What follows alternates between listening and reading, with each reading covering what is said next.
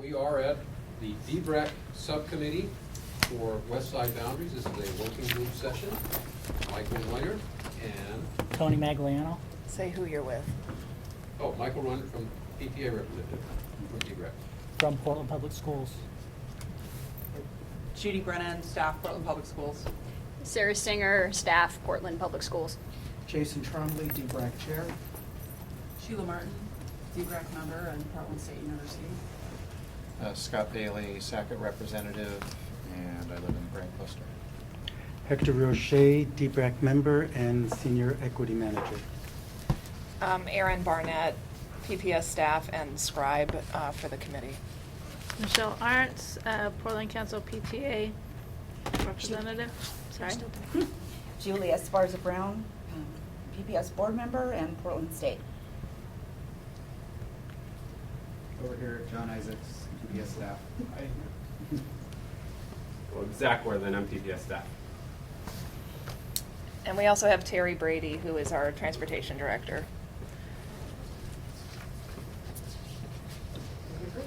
So first up, Judy and staff going to give us a data update on some of the questions that were raised last week. Turn it over to Judy. Yeah, good afternoon. It's great to spend some time with all of you in this smaller setting. I'm going to sit back here, and I apologize if I'm. Anyway, I'll try and just see people's faces to make sure that I'm moving at a pace that works.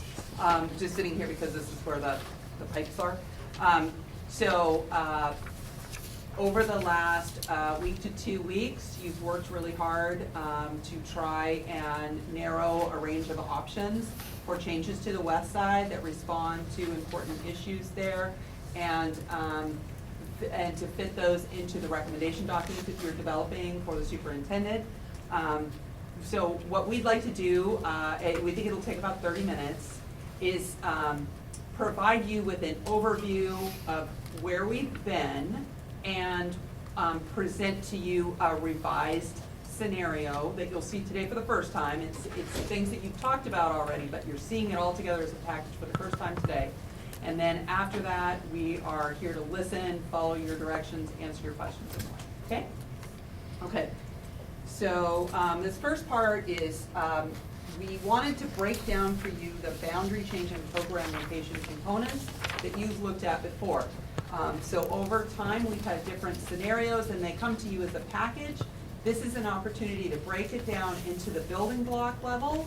And hopefully we can move through this fairly quickly. But our reason for doing this is we want to make sure that you have specific information about each geographic area that you've been looking at for change and each program that's been considered to date. We want to make sure that you are empowered to modify existing scenarios to find a preferred solution by knowing all those pieces that you're working with. And this will also help us. What will come of this is a summary document with all of these things, with all of the components sitting next to each other, to help us track our reasons for either including or excluding different areas and programs from whatever your final proposal is and the proposal that moves forward.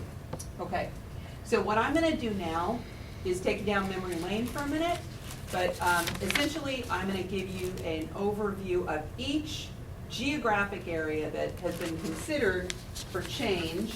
And can you, so Sarah's going to get to stay close over here, but I'm going to actually use the map to, the large map. It's big. So yeah, if you screw it in tighter, it won't be quite as jaundiced. Okay. So I don't know if you have a map in front of you or you're just comfortable with my reference point here, but so I'm just going to start you with, in the very first set of scenarios that we had, we made some adjustments for Chapman. It's one of our crowded schools. This particular area that we're talking about has shown up in every one of our 3 scenarios so far. It's an area that includes what you might know as Goose Hollow, Portland State University, Lair Hill, and South Waterfront. Okay, so if you could just make sure that that's the geographic reference.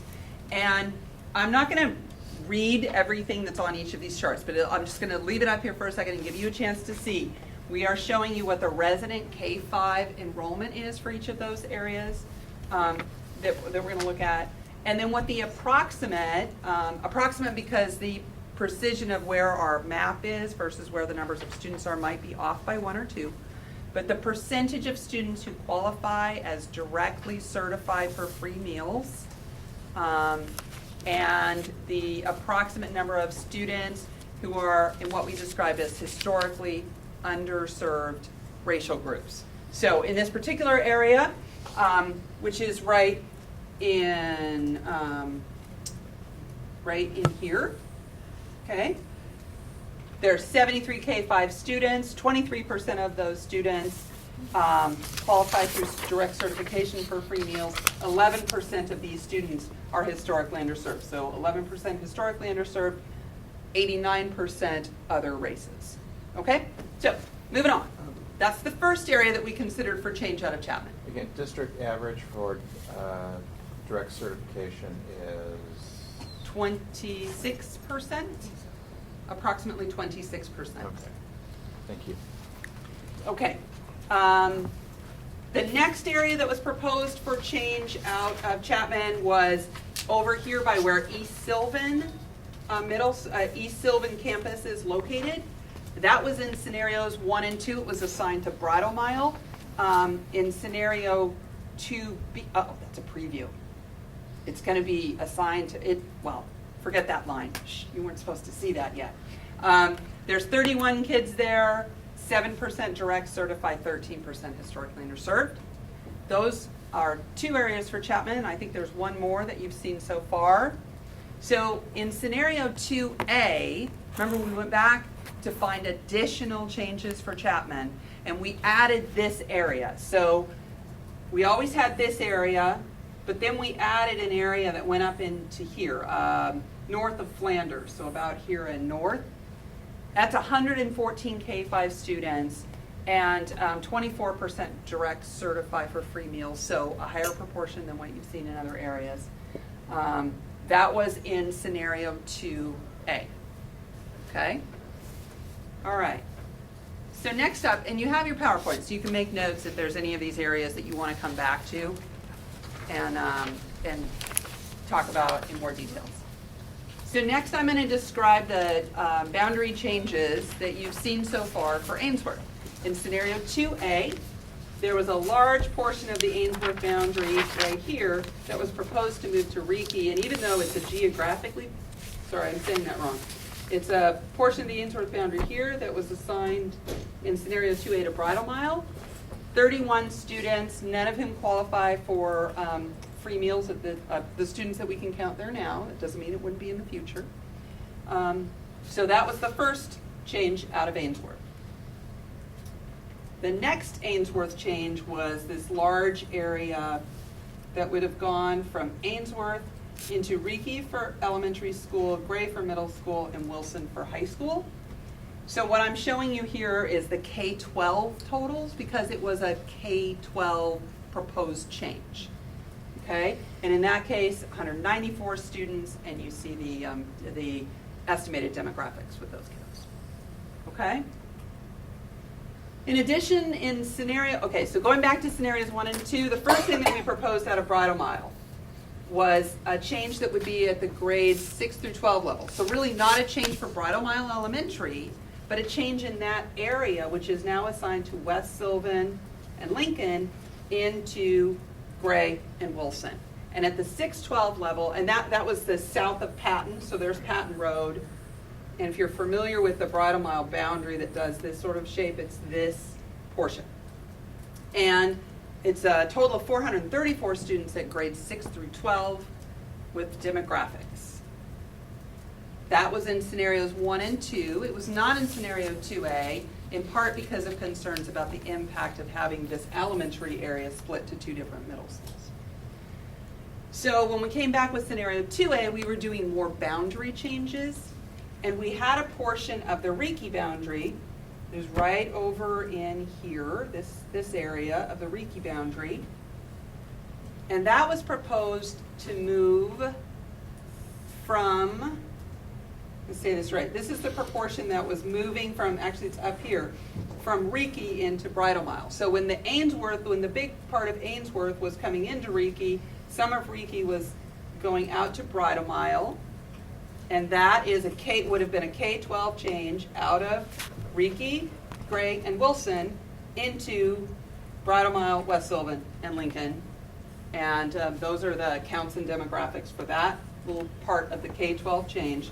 It's, if you haven't been in the area, the geography is a little unusual, and so it's hard to have really clear sort of lines, street names, geographic areas that stand out to describe it. So I apologize that it's not well described here east of Dosh Road, best that I could do. The other proposal out of Reiki, do we get to, isn't there another Reiki?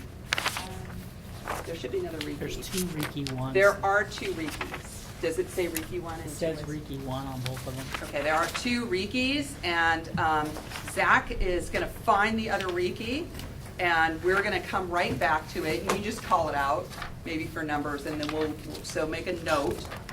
We had another area of Reiki that is in this area around sort of along Sunset Boulevard, west of Sunset Boulevard, and around sort of where Gray Middle School is. Hillsdale is The Hillsdale, yes. And how many K-5 students? 99 K-5 students, about 1% direct cert, and about 10% historically underserved race. Okay, so that was the Reiki change. I apologize if I didn't get that copied over correctly. Okay, so another component that you've been looking at is the Maplewood area, all of it moving into Jackson Middle School. So again, going back to scenarios 1 and 2, this is shown up and in scenario 2A. So it's one of the consistent pieces that you've seen all along. It's a middle school only level change for 174 students, 12% of whom live in this area now and qualify for direct certification for free meals, 11% of whom are historically underserved races.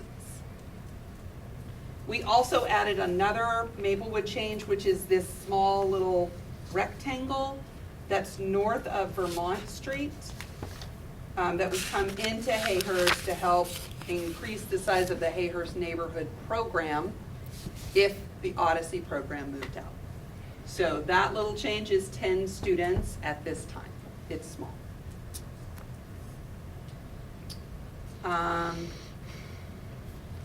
So I'm feeling a little uncomfortable because there's a Bridal Mile change that may have also been. There are 3 slides that don't appear to have made it from that to the final version. We can actually throw them up if we want to. Yes, I think that would be fine. So, so we're going to switch out computers really quickly because we want to make sure that you have the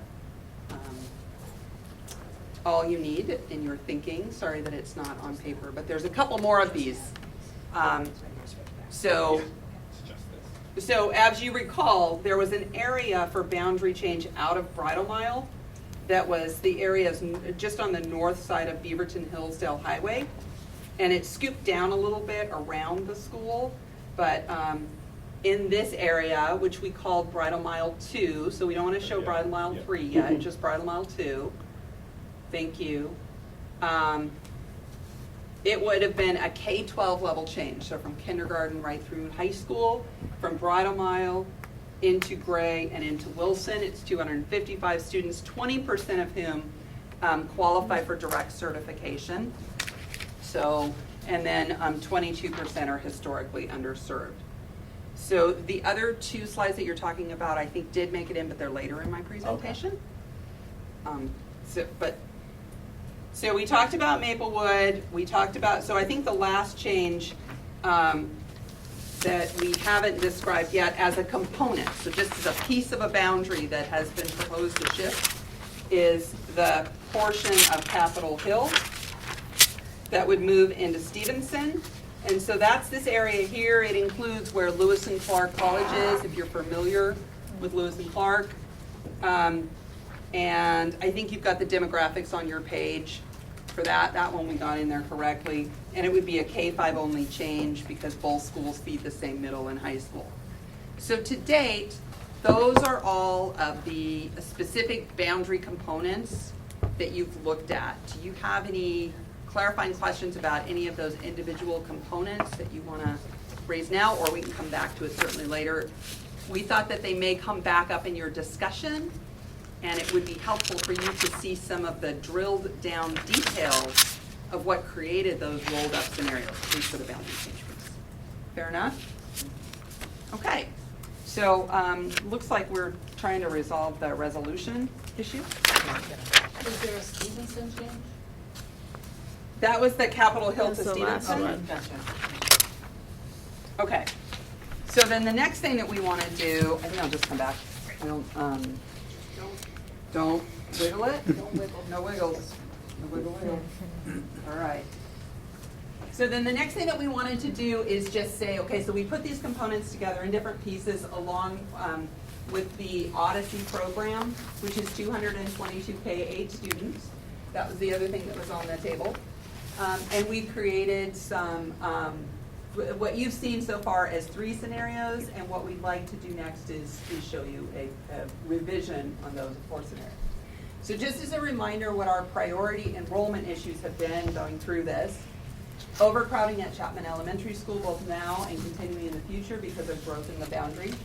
Overcrowding at Hayhurst with Odyssey K-8. So those 2 programs together now growing the neighborhood growth in Hayhurst, causing them to not fit together anymore in that same building.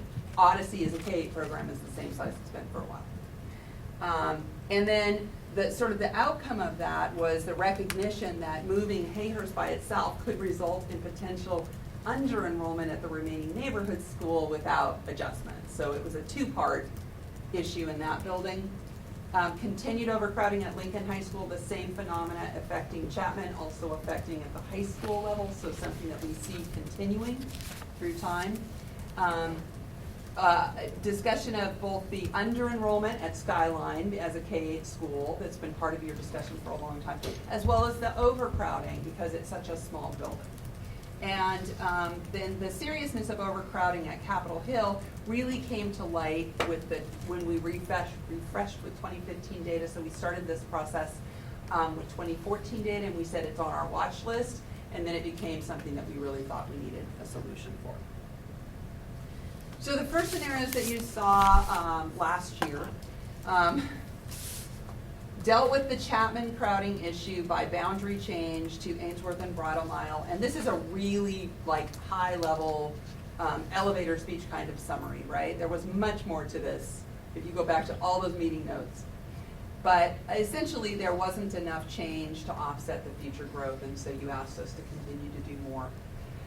When we looked at Hayhurst crowding, the way we resolve that in the scenarios is to shift Odyssey to East Sylvan, and by and large, the response was positive. In fact, the request was to make the move in 2016, so make it happen as soon as possible. The Hayhurst under-enrollment was not addressed in scenario 1 and 2.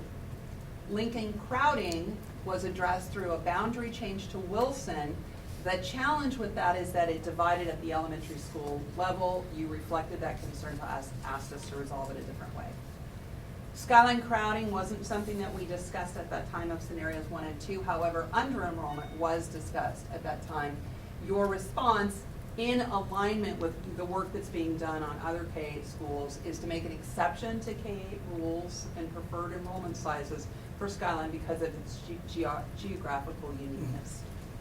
And then, as I mentioned, the Capitol Hill crowding situation was something we made you aware of, but that we didn't have, put in the scenario at the beginning.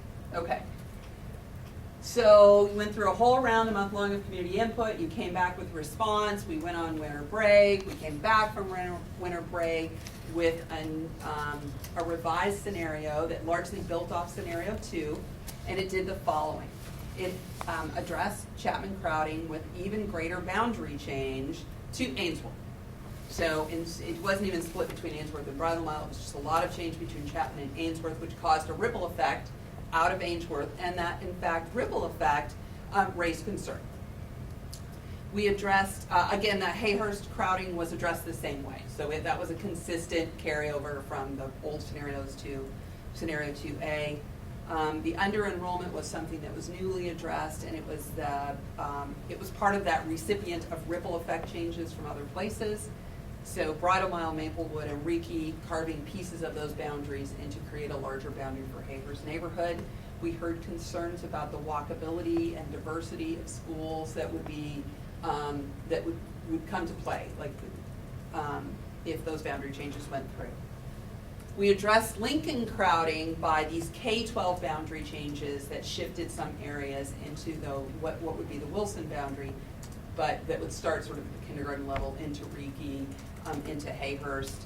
And there were concerns raised by the committee that that was too small of a change, that more needed to happen with Lincoln and sooner. Skyline crowding and under enrollment was not on the table in scenario 2A because of that exception that was written in. And Capitol Hill crowding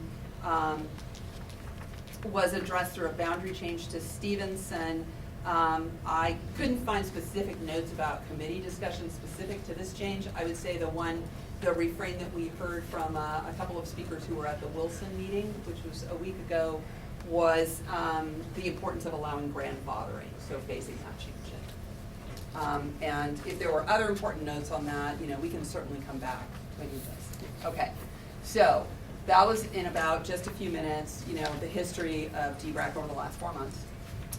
I would now like to share with you where we are with a revised scenario, okay? And this revised scenario, so before we hand it out, I'm going to do the parameter thing. So this scenario, again, tries to provide relief to Chapman, but with the less shifting between schools, the residual effect of the dominoes, do less of that.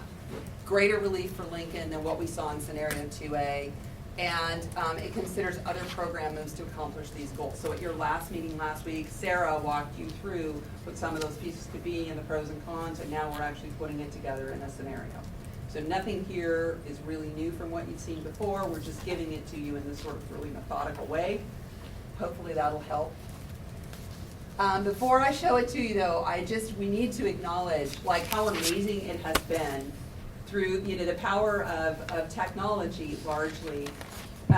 Dozens of community members are out there looking at the numbers that are online, talking with each other and feeding back to us, and I think you've seen a lot of these, but staff may have seen even more, ideas, really creative suggestions to resolve these overcrowding issues in different ways. And sometimes you can really tell that somebody has something personal at stake.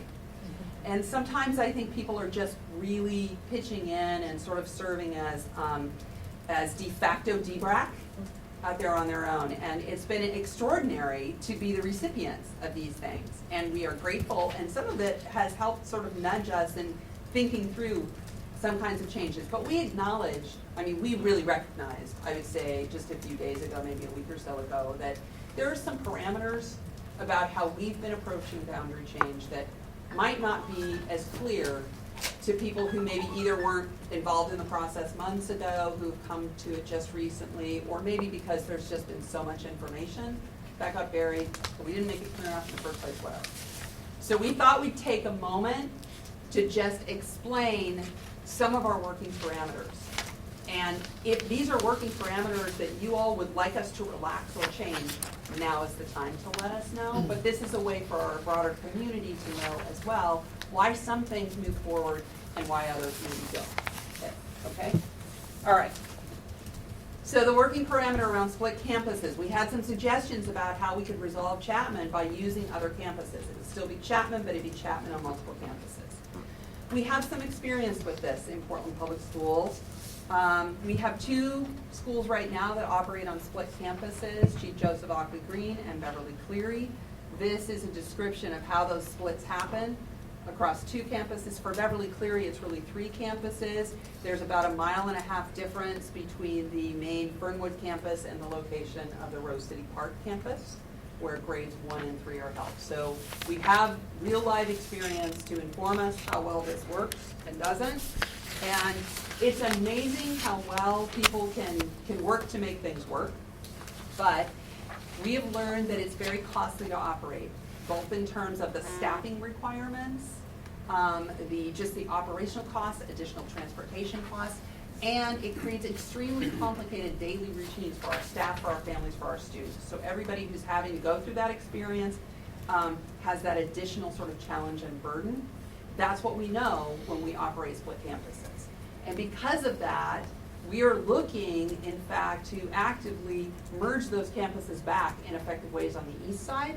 And unless there is absolutely no other feasible solution, we would want all schools to be located on single campuses. If you call it a school, it means a campus, not multiple campuses, okay? It's fine for universities, maybe not for elementary schools. Okay. Next working parameter is around immersion program expansion. We've had some great ideas about adding a second Spanish immersion program to the west side instead of considering kind of relocation for the current program. And while we love the notion of expanding immersion, and I know like at the SACIT level, when Scott and Jason were part of the SACIT discussions, SACIT was very bullish about, when can we get to 100% immersion? Great idea. We have some constraints to get there. One of them is the availability of bilingual teachers. And so at this time, the dual language immersion department has prioritized expansion in areas of our city where we have concentrations of emerging bilingual students who currently wouldn't have access to a program in their home language because of a lack of capacity in that program. Now, when we look at the west side, we don't see that we have a concentration of emerging bilingual Spanish-speaking students who wouldn't have access to the program that we have in place that's currently at Ainsworth because we have enough slots set aside for it. In fact, we have to do a lot of recruiting to fill those. In other places of the city, we fill all those slots. We fill all of our native speaker slots, and we don't have room for the additional students who would benefit. So those are places, they're primarily in outer Southeast Portland. We've been doing a lot of expanding also in North Portland, St. John's. Those are the places where we would prioritize dual language expansion first. Eventually, we would like to get back to the west side. So it's certainly something that could be a reality in the future. We don't see it as a feasible change for 2016, and indeed in just the next couple of years because of other challenges that are that higher priority group. And that's because dual language immersion is such an effective strategy for closing the achievement gap for emerging bilingual students. So that's really where that initial priority lies, okay? So that's our working parameter around citing expanding immersion programs. The third that I want to mention, we've seen lots of interesting ideas and really creative ideas about how we could just open another elementary school, primarily as relief for Chapman. So if you just took the Chapman boundary, open another school in that boundary, you would have two schools, and then nobody else really needs to move very much. Well, that's true, but there's some things that we really need to see in place in order to warrant opening an entire new facility, especially and if it requires, say, relocating a program that's in that facility. Because any time you bring a building online, it's similar to what I just mentioned with our multiple campus facilities. There are additional facility costs, transportation costs, operational costs that have to be factored in. So we're looking for buildings with sufficient space to manage at least 2 section schools and preferably 3 sections, right? As we've been saying all along. Those are the kinds of buildings we would look for. And for a K, yeah. And or a K, but that's not working.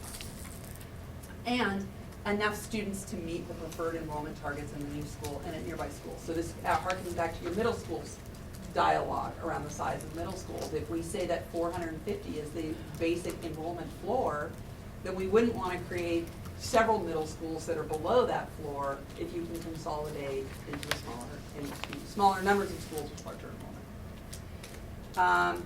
We see that Chapman relief that's needed is between 6 to 9 classrooms worth of students from now through 2020. In fact, what you'll see modeled is about 5.5 to 6 classrooms, and that brings their enrollment down to around 500, between 500 and 550 students. And that in itself is not enough to generate a new school at this time, okay? So that's why you're not seeing us model a new school. The East Sylvan campus with its 13 classrooms wouldn't really be sufficient for the kind of elementary school that we would want to use. There have been some questions come up about that. I'm almost done, and then you get to actually see the scenario instead of just listening.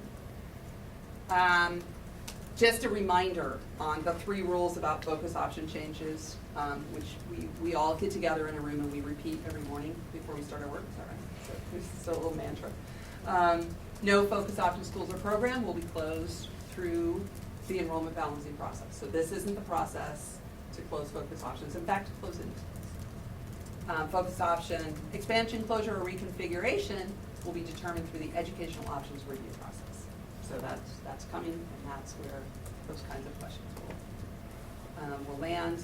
Focus options may be relocated where needed to alleviate under-enrollment or overcrowding at neighborhood schools, which is why it's on the table in a couple different ways for the west side and the north side. Okay? And then finally, this question, so this working parameter gives you a little bit of the interior thinking that we've been doing around modeling the types of changes for the west side. We have been prioritizing things that could be implemented in 2016 for the west side as preferable to changes that would be deferred until 2017 or later.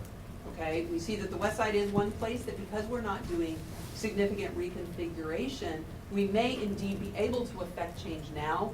One more place of get some relief for somebody right now, and one less thing to defer later in this process.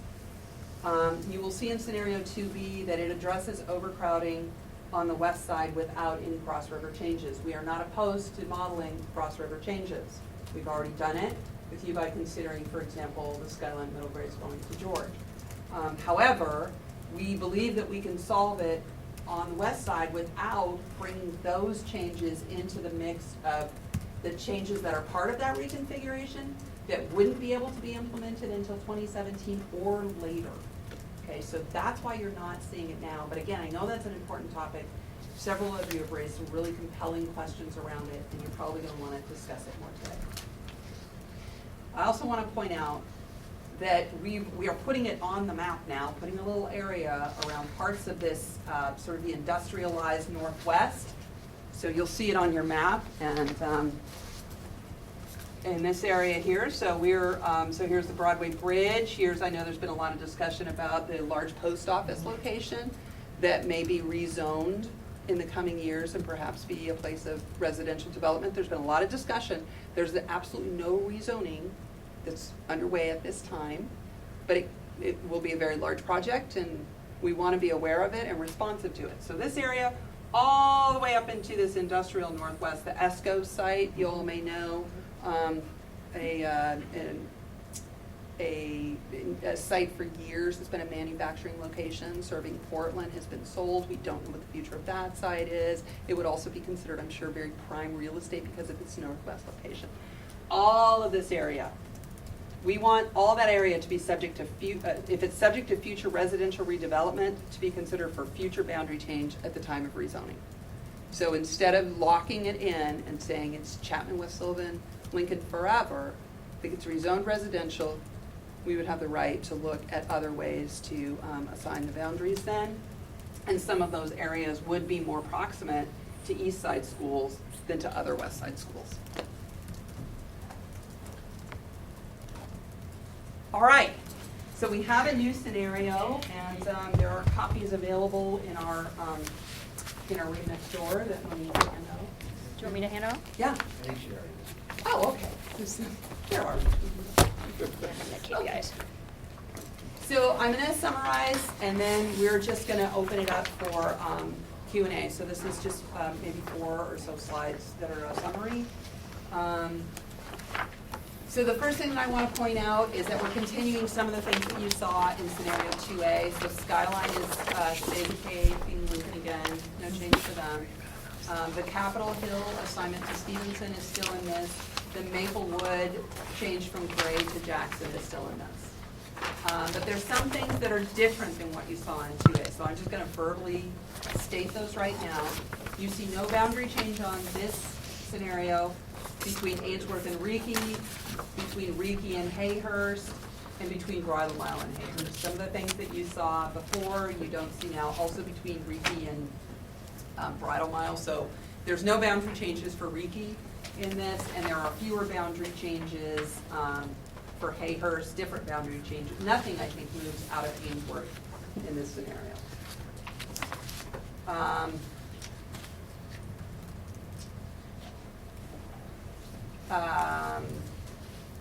I'm Spanish immersion. just pausing because, there it is. That's fine. Okay, so now going to the map, I'm gonna summarize for you verbally what's different. And I'll just use this map as a reference point. So I'm gonna start up here at the top and you can see our text. This is the area that we would wanna be subject to boundary change at the time of rezoning. So this is where there's a lot of concern about future development. Okay. It starts with a program change that shifts the Spanish immersion program that's currently at Ainsworth out to East Sylvan. Okay? East Sylvan is in the Chapman boundary right now, but one thing that would happen is it frees up a lot of space to do more different boundary changes between Chapman and Ainsworth. We would still keep the Goose Hollow, PSU, Lair Hill, South Waterfront.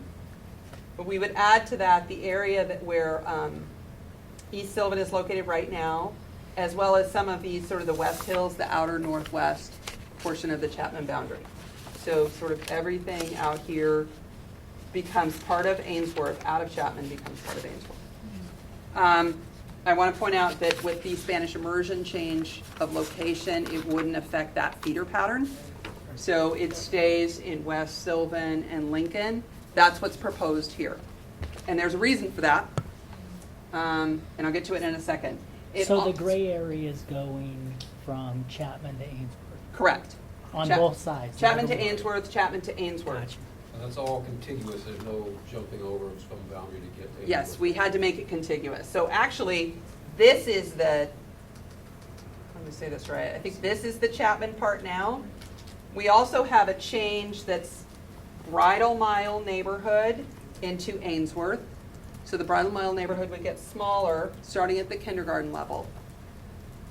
And that is in part because the West Sylvan being in the Bridal Mile boundary right now, and we're still looking for ways to provide relief to Lincoln High School. So in this scenario, this becomes part of the Ainsworth boundary, and so it also stays in West Sylvan and Lincoln. But this part of what becomes so this is the new Bridal Mile boundary. It's a little bit smaller than the current boundary. And it's a K-5 boundary, but then all of it all together would go to Gray Middle School and Wilson High School, okay?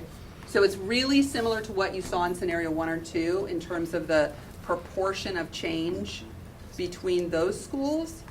The difference is it isn't a split because we've made a boundary change, and all the kids who go together at kindergarten through 5th grade either are together from Ainsworth all the way through or Bridal Mile all the way through.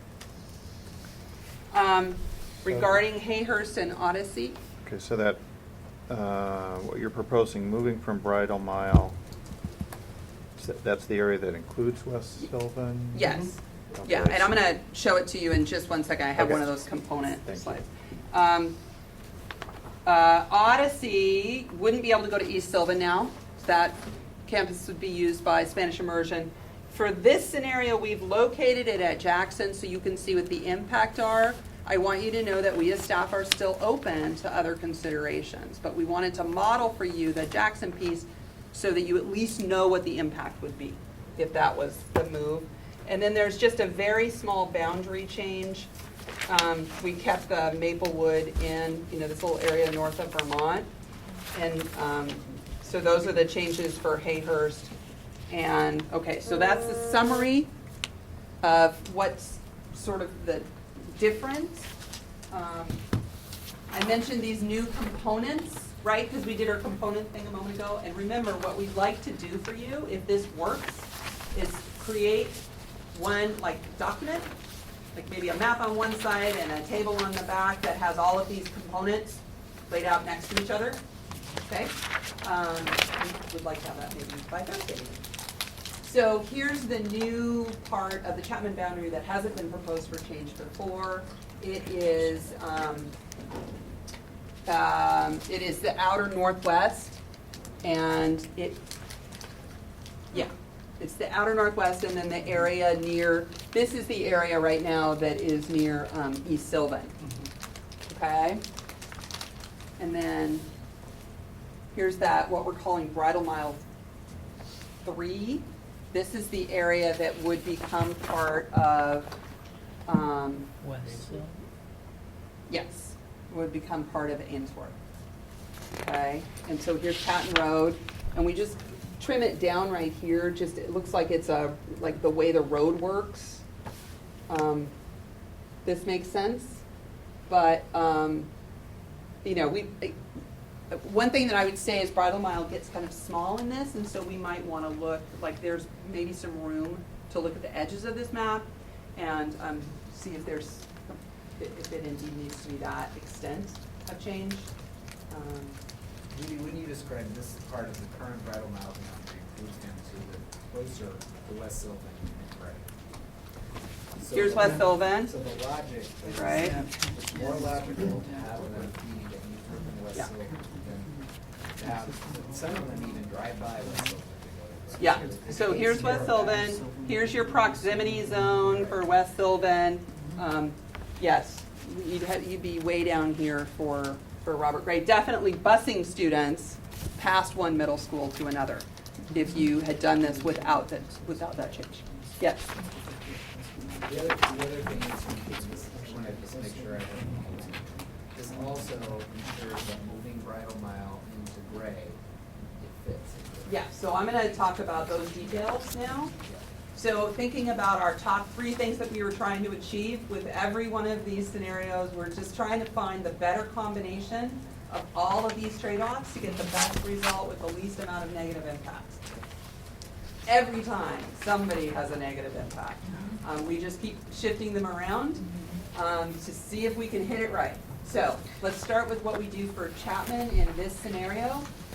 To get relief for Chapman that doesn't involve those ripple effects, we've moved the whole program from Ainsworth into East Sylvan. Now it's 313 students, that's what is there today, and that's what we're assuming in the future. The enrollment is completely controlled by the lottery, so it's not subject to neighborhood shifts. So, and at this point, we don't have a separate forecast for it that comes out of PSU. So that's why we're using the same number in the future as what we have today. It does include 114 Ainsworth neighborhood students, and that's because the way the lottery works, 50% of the seats for the program are set aside for the neighborhood students. So it's a pretty high number of students, and we have to note that we have difficulty in predicting with accuracy what that rate of attrition might be for students who choose to remain. So that could be a short-term impact on the program. And it does require something different for Odyssey if this were to be approved. And then you see that boundary change between Chapman and Ainsworth, and creating 2 schools that are pretty close in size, 507 neighborhood students attending Ainsworth in the future, 77% of their school utilized, and Chapman being, in 2020, this is the 2020 forecast, at 579, so 98% utilization. There's a little room to move more students from Chapman if you saw strong value in that. Recognize that if we look at that area that's in the downtown, we get closer to where we've got some vulnerable communities, where some shelters and other things are located. So we left you a little room in case you think you need to advise us to do it slightly differently, but we think that these are absolutely manageable enrollments within those 2 buildings. And then we do have that designation of undeveloped land for future boundary change as a safeguard in case new development pops up within the 5-year frame. So I want to shift to the results for overcrowding at Lincoln, and this really starts with that kindergarten change at Bridle Mile Elementary School, moves to a middle school change, and then into a high school change. So Bridle Mile, the students closest to West Sylvan maintain that assignment. And it keeps the areas along Beaverton Hillsdale Highway at Bridle Mile, something that we've heard a concern about from community members. Okay, it does make Bridle Mile smaller than it is now. It goes down to around 379, about 63 students per grade level. We have plenty of other elementary schools that are around that size, but it's not as large as it is now. It also triggers then a middle school change for all those students together going on to Robert Cray, which would be at 98% utilization in 2020 under this change. So it doesn't go above, it's a smaller building.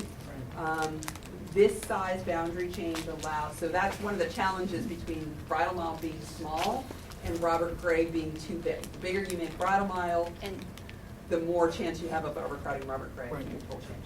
So one question, my understanding from the Bridle Mile folks is that 25% of Bridle Mile kids go to grade today.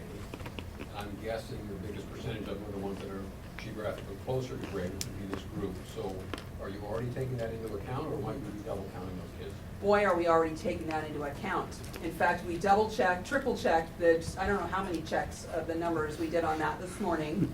One of the reasons that these were hot off the press is to make sure that we had, so I think 25% is an overstatement, but we did look very closely at the number of non-neighborhood students who are in Robert Cray now, and we adjusted the number down in 2020. So when you see these 2020 forecasts, it assumes we don't have voluntary transfers in anymore. We also adjusted the West Sylvan capture rate up, because right now they lose some students through that. And that's reflected in the KPIs that you see as well. Right. We did the same thing with Ainsworth and Chapman for 2 years. Chapman students have had voluntary transfer rates into Ainsworth, which has suppressed their capture rate and increased the number of non-neighborhood students in Ainsworth. So we adjusted both of those things in the opposite direction for that 2020 forecast to try and reflect as much accuracy as we can. Perfect. Thanks for asking. And then you see the impact here between Lincoln and Wilson at the fullest effect if the change were made. And these are current numbers. We have to do a little more massaging to get you the forecast for that. Finally, the component that was around Hayhurst overcrowding. So the change that you see on paper here is Odyssey to Jackson. It's 222 K-8 students. That's 62 of those students live in the K-5 Hayhurst boundary. So they're in their neighborhood school now. Would they move if the program moved? Remember, there's no transportation that goes with program moves. So that's one of the reasons it's difficult to predict. What you'll see in your KPIs is Jackson Middle School enrollment exceeding 1,000 students in 2020 if we both brought Maplewood in as a feeder school and located Odyssey. So the total enrollment on the campus between Jackson Middle School and Odyssey K-8 would be more than 1,000 students. It's a large campus. It was built as a high school. They could probably handle it, but that's a lot. And I think it's probably something that there may be concerns about in the community. I believe today some of you, and we'll make sure that all of you, received some information from the Odyssey community. They've been doing some surveying of their community members, and also, I mean, that's something that you'll want to take into consideration as you're looking at this. So keep in mind that we do have some additional options that are on the table. One is opening Smith School, which is also pretty far in Southwest. And it has a whole host of other implications, bringing a whole other campus online, and taking more space than Odyssey needs without really identifying whether a partner program would be there. So it's a little complicated, and it wouldn't happen until 2017 at the soonest. We also have the option of adding modulars to Odyssey in 2016-17 if the budget were approved to do that. It's the cost, the one-time cost. To Odyssey or to? At Hayhurst. At Hayhurst. Thank you. Thank you. One-time cost of around $875,000. But we believe it could be sufficient to right size and allow those two programs to remain in one campus for at least 5 years. And then finally, we have this potential, you'll see it on your KPIs, temporary under enrollment. If all these changes were in place today, Hayhurst wouldn't have quite 50 students per grade level, but because of growth that we see in their neighborhood, by 2020, they would grow above that sort of minimum threshold. So I wanted to point that. Those are just highlights of what's in the KPIs. Last slide. just thinking through implementation. So step one is figuring out whether this scenario or this set of components meets your values framework better than any other ones did. And if yes, then we think through, well, what would it take to implement it effectively? So I've harped on this a bit, but I think that in terms of our programs, they would have to poll their family once there's a real location that's being proposed to get a sense of what those impacts would be. And then we in PPS would have to figure out how to mitigate for that to make sure that the programs remain strong, even if they have some short-term attrition. Regarding boundary change, I know people are keenly interested in whether any of these boundary changes could or should be accelerated, well, they all could be, but should they be accelerated to promote increased relief for overcrowded schools quickly. We can do that level of analysis once we know that you've landed on something that feels preferred. And I know that you've asked this question for every scenario and we've put you off, we've deferred and said, well, when you have one that you really love, we'll get there. And I think we're really close to wanting to get there. So before that though, we need to, we are anxious to hear your thoughts on this scenario, how it compares to others, and then how you would prepare to put in writing some advice to the superintendent about how to deal with these West Side issues. So Sarah, is that? It's them. It's you. Yeah. All you. Thanks, Judy.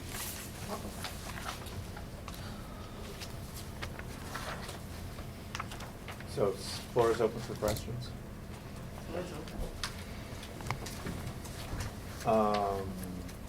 Lincoln overcrowding, starting at the top. When would that actually be impacted? I mean, so unless we reroute some current West Sylvan students next year, then Lincoln's gonna continue to be overcrowded for at least 3 years, yes? I mean, there's a pipeline. Well, it appears the key change that makes any impact on Lincoln is the bridle mile change, right? And so then the real question is, how is that implemented? Is that implemented with grandfathering or is it not, right? That's the only change I think I see here that makes a difference between Lincoln and Wilson, right? That's what's proposed here.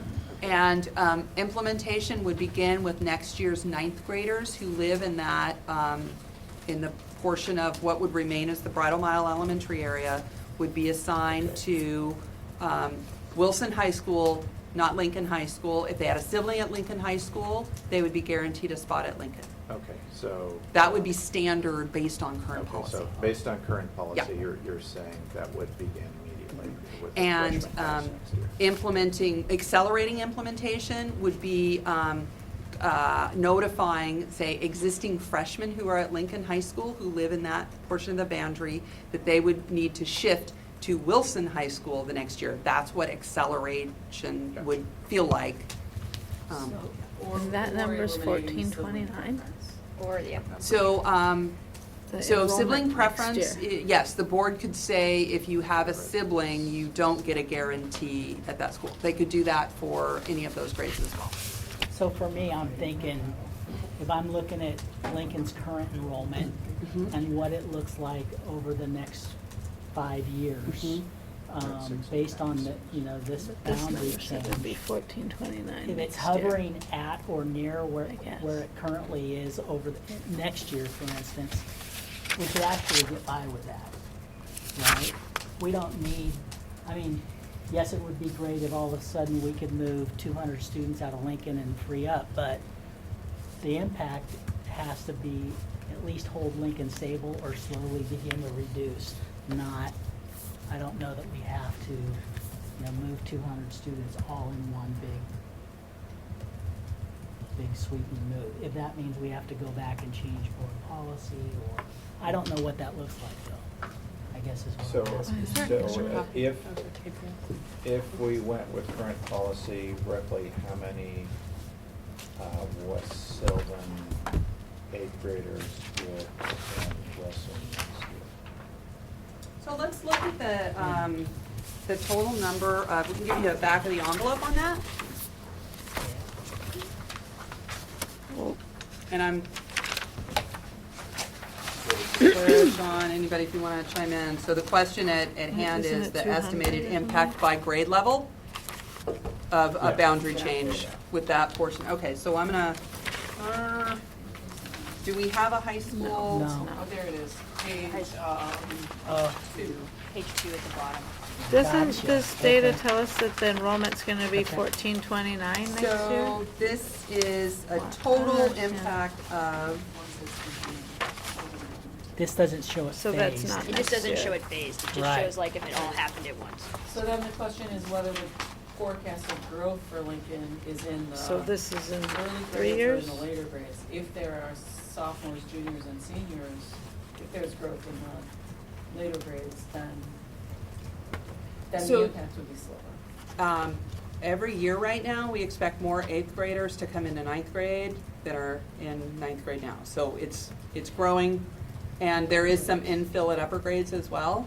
But, so I see It's not 267 students that would be, that Lincoln would be smaller by 267 students if this boundary change had been were fully in effect today. Like, you close your eyes, open them, and this particular boundary So change was it's fully in next play. year. That's 267 students. If you divide that by 4, you get about Okay.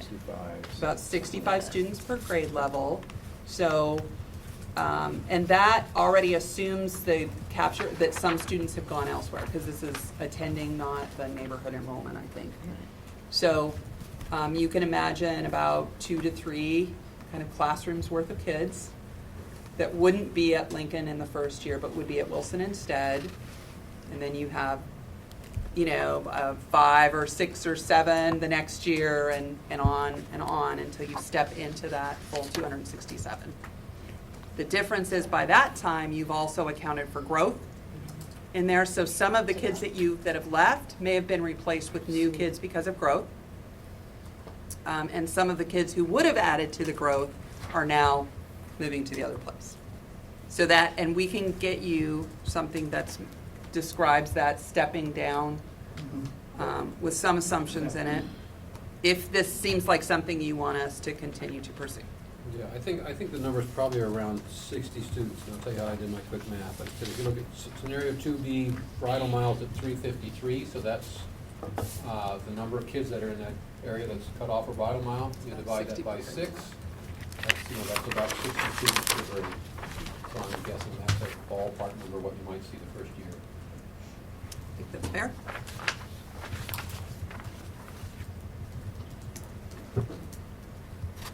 So do you think that those 60 students, the reduction of those 60 students is enough for keeping it at status quo, as you mentioned, given that there might be some additional kids in others grades? We would have to look at what the forecast for next year is, and the number, I mean, this is that complicated math of the number of students times the staffing implications. We've got a whole other staffing cycle coming up. I'm not sure what the staffing ratios might be. If there's more staff in any of those areas, even the same number of kids generates the need for more classroom spaces. So that's the kind of detail that we don't have for you today, but that we would need to start developing. And we also don't know how many of those freshmen that would be reassigned to Wilson have siblings at Lincoln. Correct. So I'll pull my perspective of being in that building every week, which is, I think, a couple of factors just for this year in particular. One is with one of the portables not being there, it's felt like a more crowded building in the last couple of years. 2 is with what Peyton has done, which is to recruit more private school students to come back to Lincoln instead of going to the high schools. That's kind of been another factor that I think those 2 has added to this feeling of more crowdedness than has been in recent years. But I would say if there was a reduction in year 1 of roughly 60 students, it may not seem a lot, but I would say walking in that building, I could feel it. The halls would be a little less crowded, which kids would appreciate. And when teachers are trying to move from classroom to classroom, they feel it's a little bit of relief. Not ideal. So if it's 60 in 1 year, I'm ballparking, then it means it's 120 potentially next year. It brings in enough, I think, short term, it steps in where I think it's feasible, but it also factors in, I would also say, long term with the bond campaign, trying to figure out how you build a high school to the right size. I think it's enough relief and balancing long term. That's just my guess. I haven't talked to everybody, but that's, from being on the ground, that's kind of where my gut feels. It's enough to give some immediate crowding, maybe the idea, but you could feel it next school. Again, that's something we'd want to see modeled a bit, to see what's the longer term Lincoln cluster total high school population to make sure it's not 2,000. And do you have access to the sibling data? Do you not know, based on their last names, who has siblings in the system? No, we don't know just based on their last names. We would have to. Or based on do their some address? polling. I mean, we could certainly investigate it, right? But it's not something that, we could do that. It's not quick and easy, but. Right. I mean, the first thing you have just to be do is honest. divide the boundary down and only identify those that would be affected. Right. And then once you get that list, then you go and do your sibling query and see if it It would only be gives you for the that results small of- section. Right, high Right. school. Could you, if you could, keep in mind when you're considering this. So the first year change is what's in board policy now. If you don't think that's enough change and you want us to do more, then what you have to consider are the trade-offs of subtracting 60 more, at the maximum 60 more kids that are already in the school versus what the impact of moving kids from one school into another might be. So that's really the trade-off. It's students who are established in a school now, as many as 60 of them. And then if you thought, well, maybe we need even a whole other year's worth of students, then you're going into kids who are sophomores now, who will be going into their junior year next year, should they go as well. Those are the kinds of thoughts. Are we talking about We can grandfathering? get you the exact math, No, we're talking But the- not but grandfathered. the- Yanking kids out of Lincoln. the value clash that you Okay, have siblings. isn't So- going to change that much. So I could be comfortable with this, even not exact math. I mean, siblings, we could,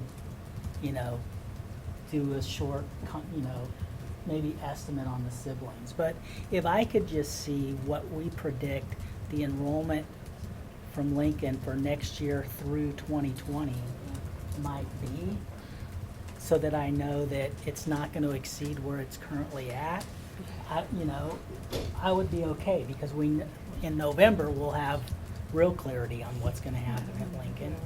But at least on this decision, I could be comfortable knowing that it's not going to go beyond what it is right now. And I don't, I'm struggling with that. It's, It doesn't yeah, show I here. agree with Tony. It's almost impossible to say anything because we have very little I information don't know how hard. about Is that a hard?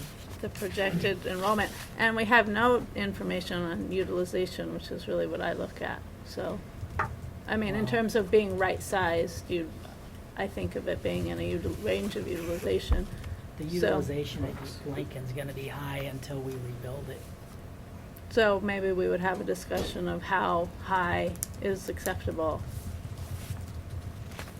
Yeah, I mean, utilization is the thing that's hard about high schools is it's calculated. We have to think about calculating that in a completely different way. So it's That's not, fine. okay, but it's Yeah. not the same. A lot of, in some situations, we have teachers sharing rooms in high schools, in some situations we don't. So there's a whole, it's a whole nother deal. And we actually have other ways to manage this. Yep. It's not ideal, like that we lost the portable, so we have students going attending a class in a building down the street, right?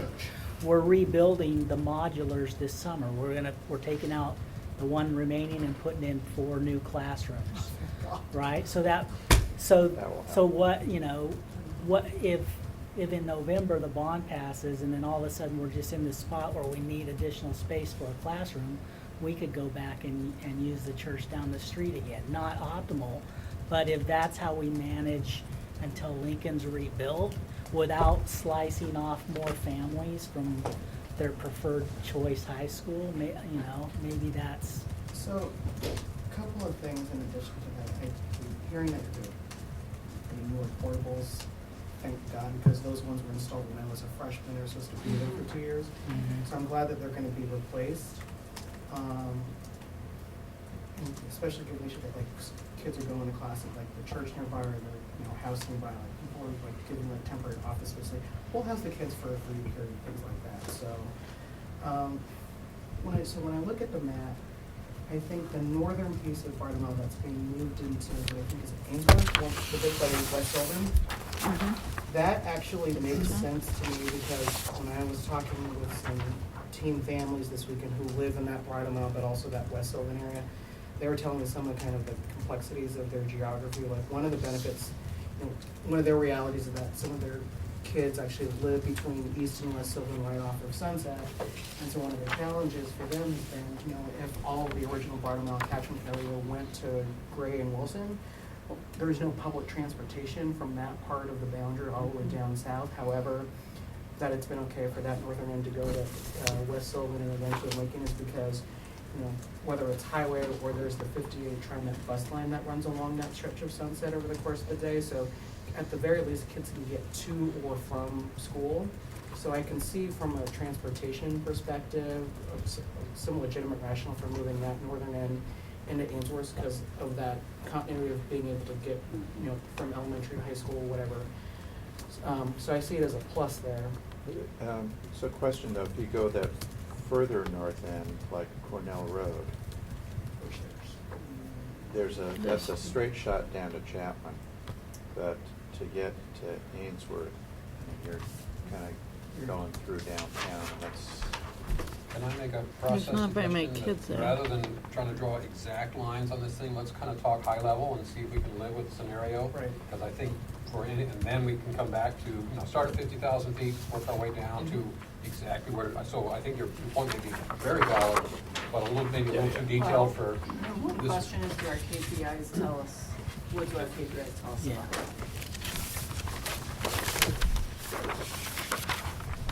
They don't look like they changed a whole lot. Well, I think we're dealing with a fairly small number of students up there.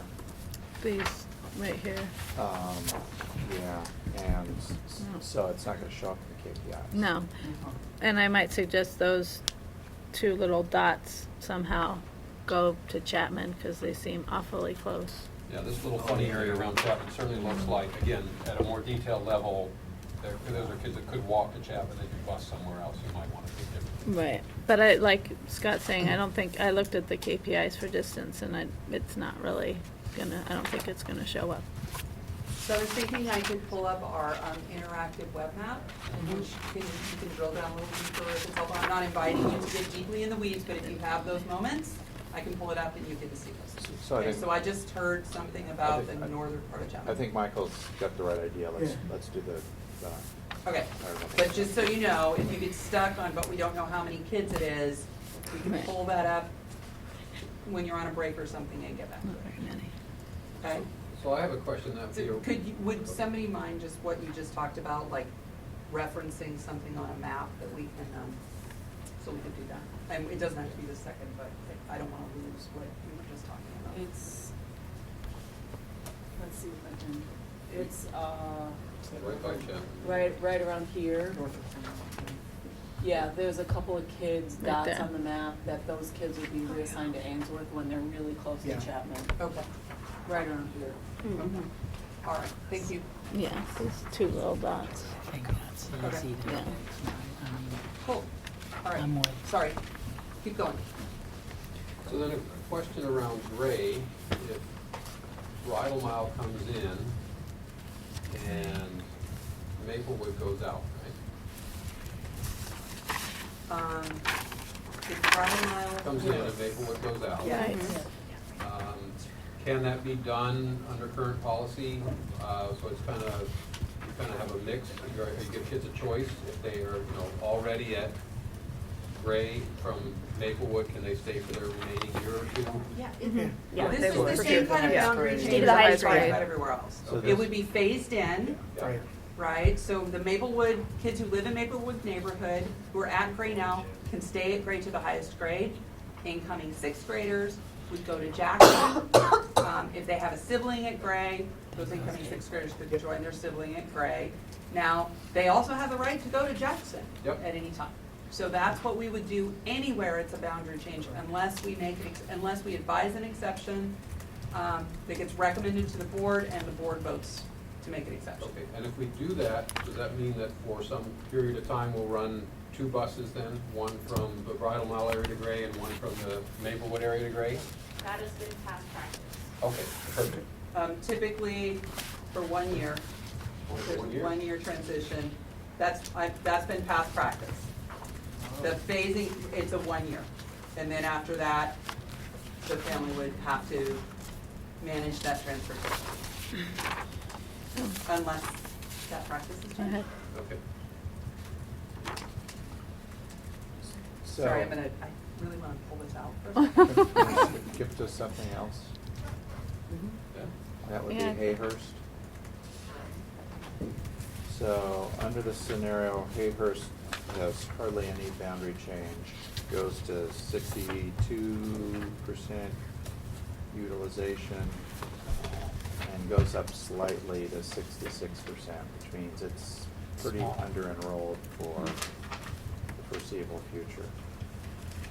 On the other hand, Maplewood Hey. pops back up to 107. You're reading my mind. Yeah, so Good job. I'm wondering if we should consider shifting So, shifting page some 3. Maplewood We'll tell you in the up first. to Hayhurst, and just look for ways to get Hayhurst closer That's to a 90% Okay. reasonable. Is Vermont So Street the here's the reason? Is that, utilization I mean, now for Hayhurst, and we're then trying to in do 5 both years. sides. So Kind of empty. we didn't pursue additional change for Maplewood at this time, other than that little area that's north of Vermont. Yeah. In part because the difference when Maplewood goes, so Maplewood is a very small building. They fit in their building well now. There's a growth of about 30 students, I think that's right, over the 5-year period. And that's what causes them to exceed that number of Yeah. 105%. So maybe- Is that right? The other, short of any of our elementary schools being in a bond in the near future, maybe that's a likely candidate for a modular building to resolve their capacity. I mean, they go from 359 up to 391. And so if we take them down now, I mean, just recognize that you're dealing with a really small school as well.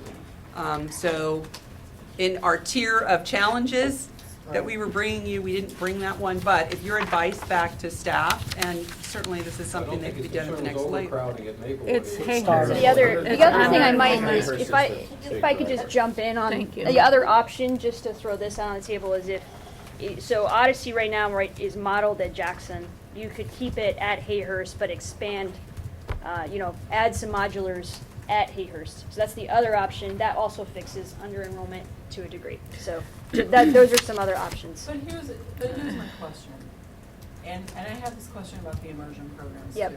When we talk about under enrollment, and we're talking about 2 separate programs, how does having another program that's pretty much disconnected from the neighborhood program help with respect to the economies of scale that are required to offer the core program?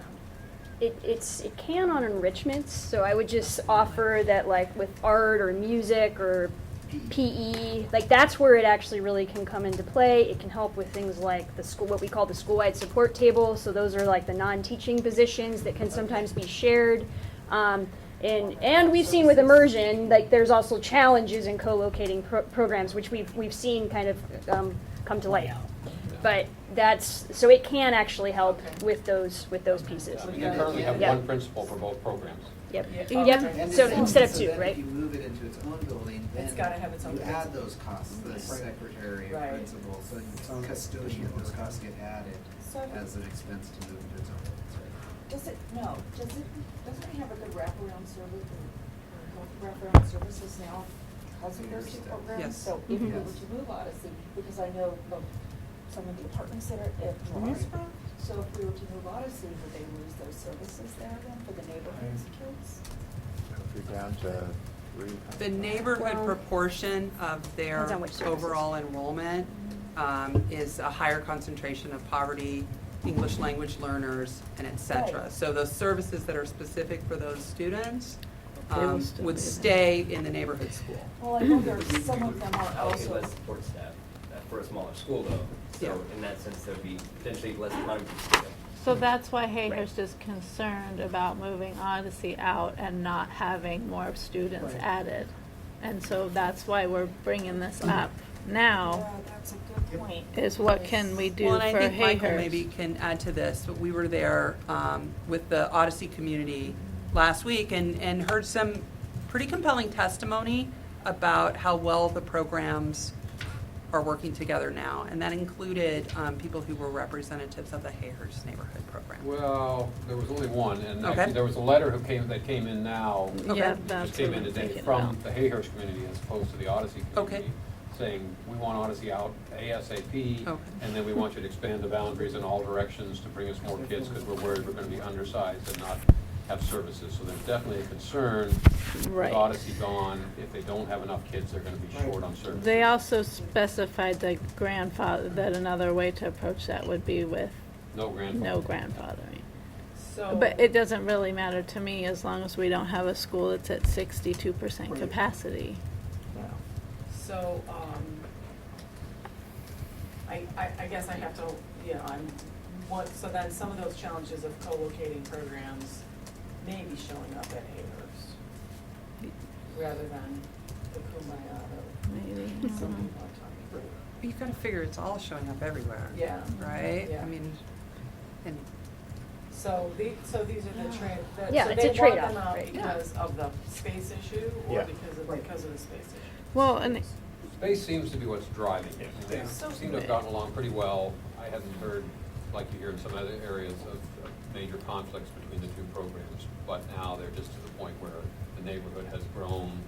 The neighborhood was so small, they were very happy to have someone else come help fill the building, but now it's overflowing. is there a benefit, oh, sorry, go ahead. No, I was just gonna say, well, then, if they're, so you heard from Hayhurst asking to expand boundaries. Well, they're asking for more kids. I mean, And if Maplewood is kind of at capacity.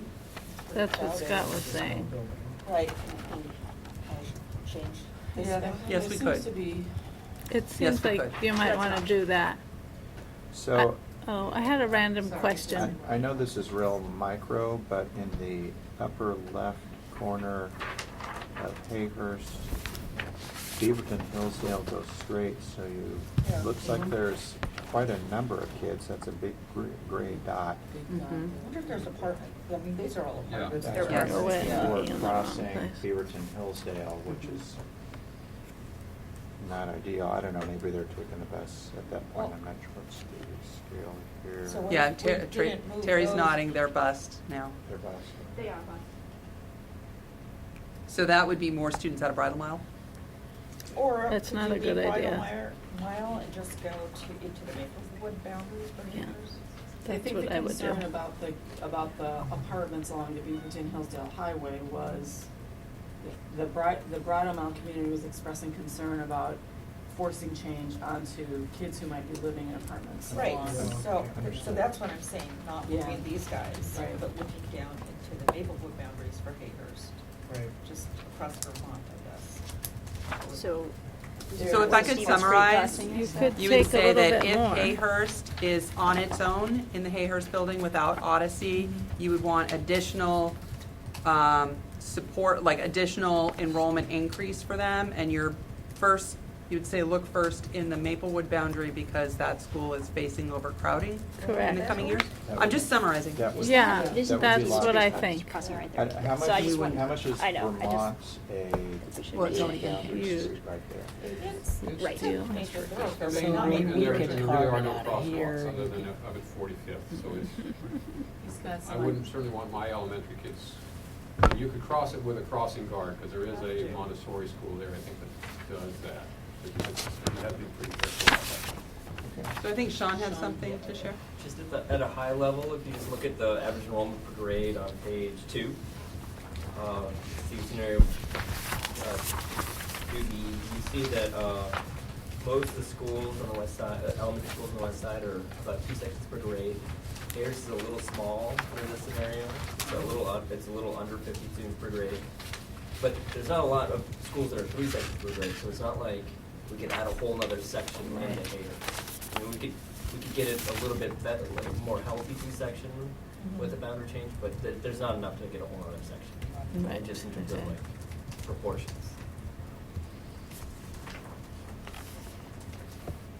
Yeah, I guess I would suggest that rather than being prescriptive at this stage, I would suggest that we would say, we have a concern about slightly low enrollment at Hayhurst, and we would want to consider either providing a little bit of extra staffing to get them through to some growth period, and or looking at some relatively small boundary shifts to increase enrollment.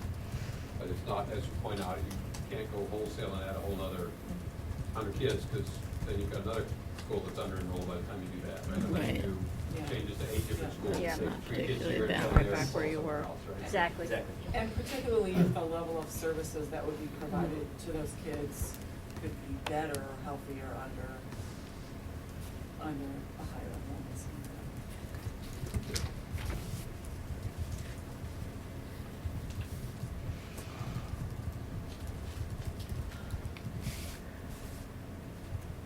One other just very small, I don't know, and here I am going against my thing.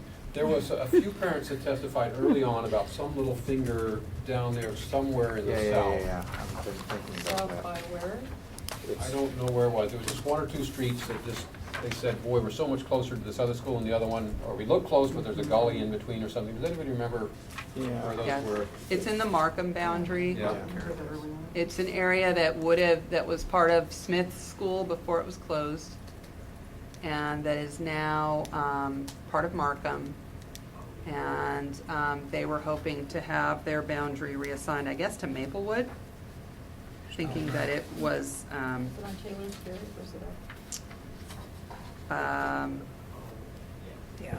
I need to look at the notes. It was near, I thought 53rd or 54th. I would need to look at the notes. Sorry, is that to just get something the we could look details. at just for completeness? I mean, 'cause I think one of the requests was if we're making changes, don't make changes every year, so just to see Yes. if that makes sense. So just keep in mind that it would be moving students Into a crowd. out of a school that has plenty of room now into a school that you just talked about making the boundary smaller because they're gonna be overcrowded. Yeah, I think it Well, would be. unless you're cutting some other kids off of Maplewood and moving them Into north, you might Amherst. do it at the same time. I'm thinking it's a handful of students, and the Google Maps will be wrong on it.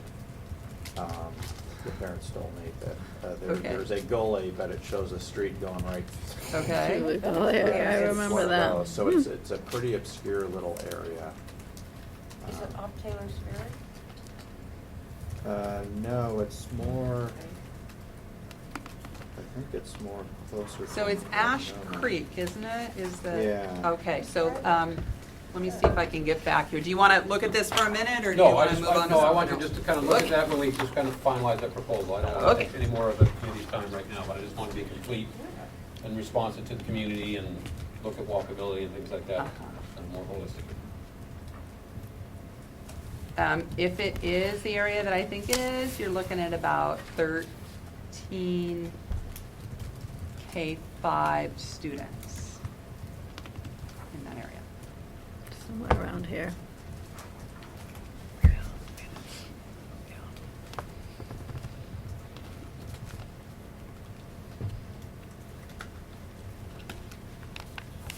So I just, in general, this looks a lot better than the last version. I would, Yeah. A lot of the students No, are. that's- The number of students is 313, or is that, I'm sorry, I'm not quite sure, is that the total? No, what's the total number?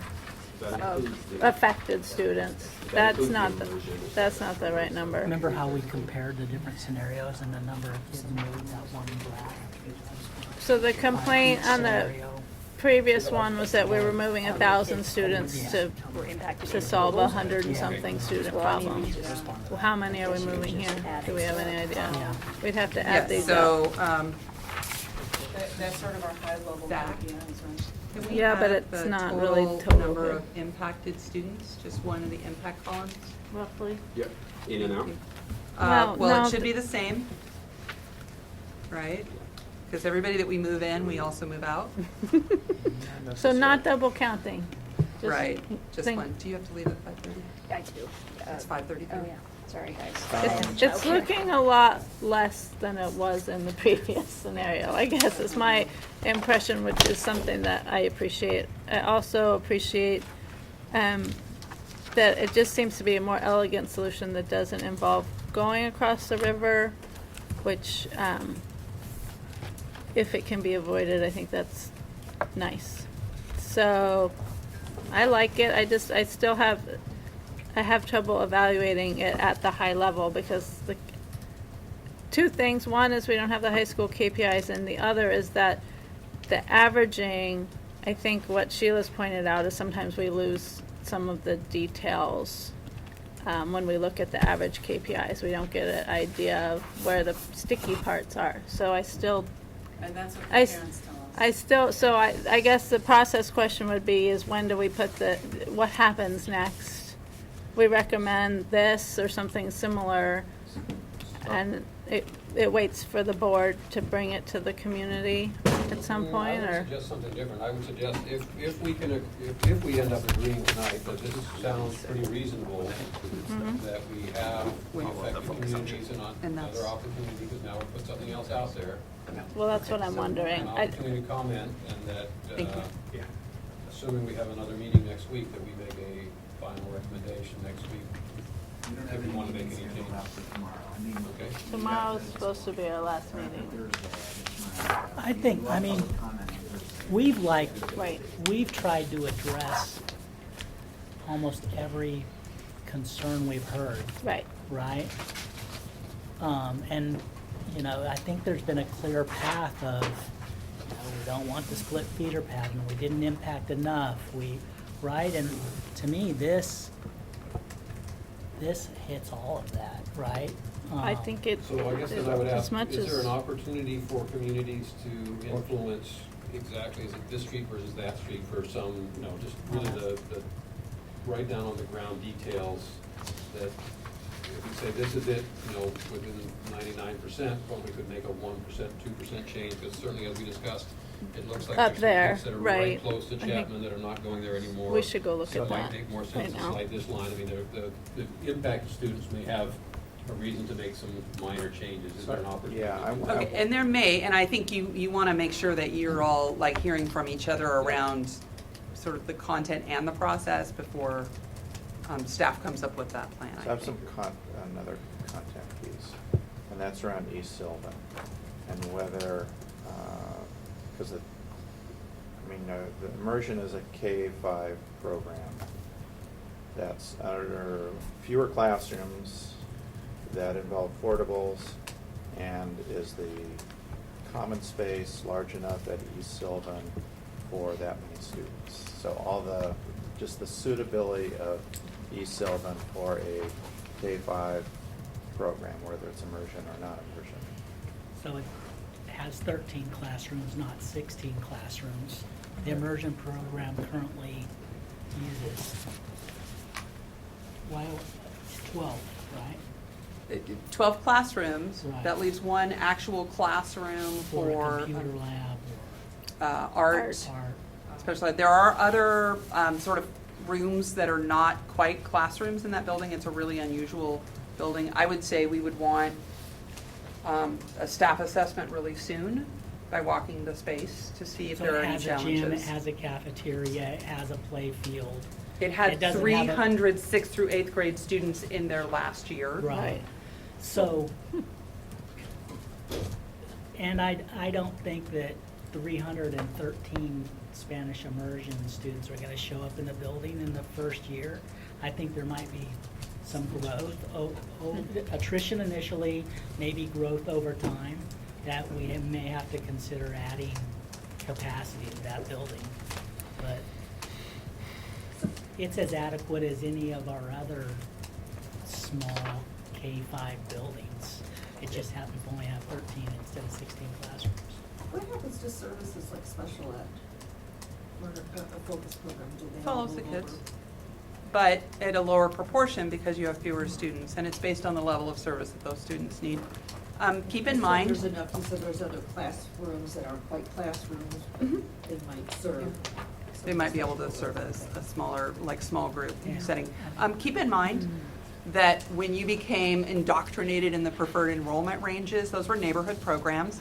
And one of the assumptions with that neighborhood program is that you would be able to, that you would start with 3 sections of kindergarten with smaller class sizes and then go down to 2. So a 2-section school, actually what's built in the model is 3 kindergartens, right, Sean?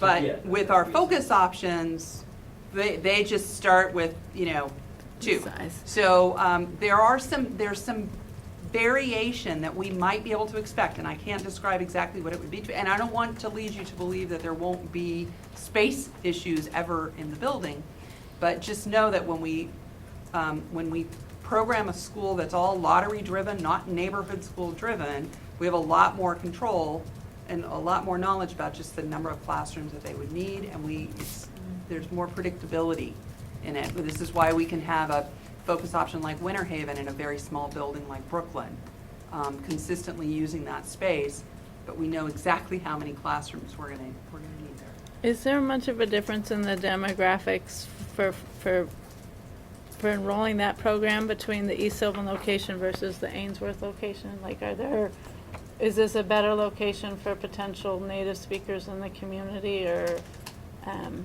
is it still gonna be mostly people driving in from the east side or some other part of town for the native? Do they have that requirement in that program, that that's half native speakers?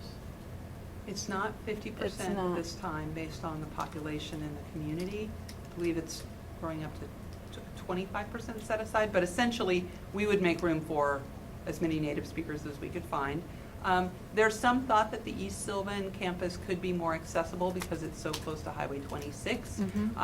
But for some families, it may be less accessible. So that's really family dependent. There is very limited transportation for Spanish immersion at Ainsworth, and that's to help mitigate the distance for emerging bilingual students.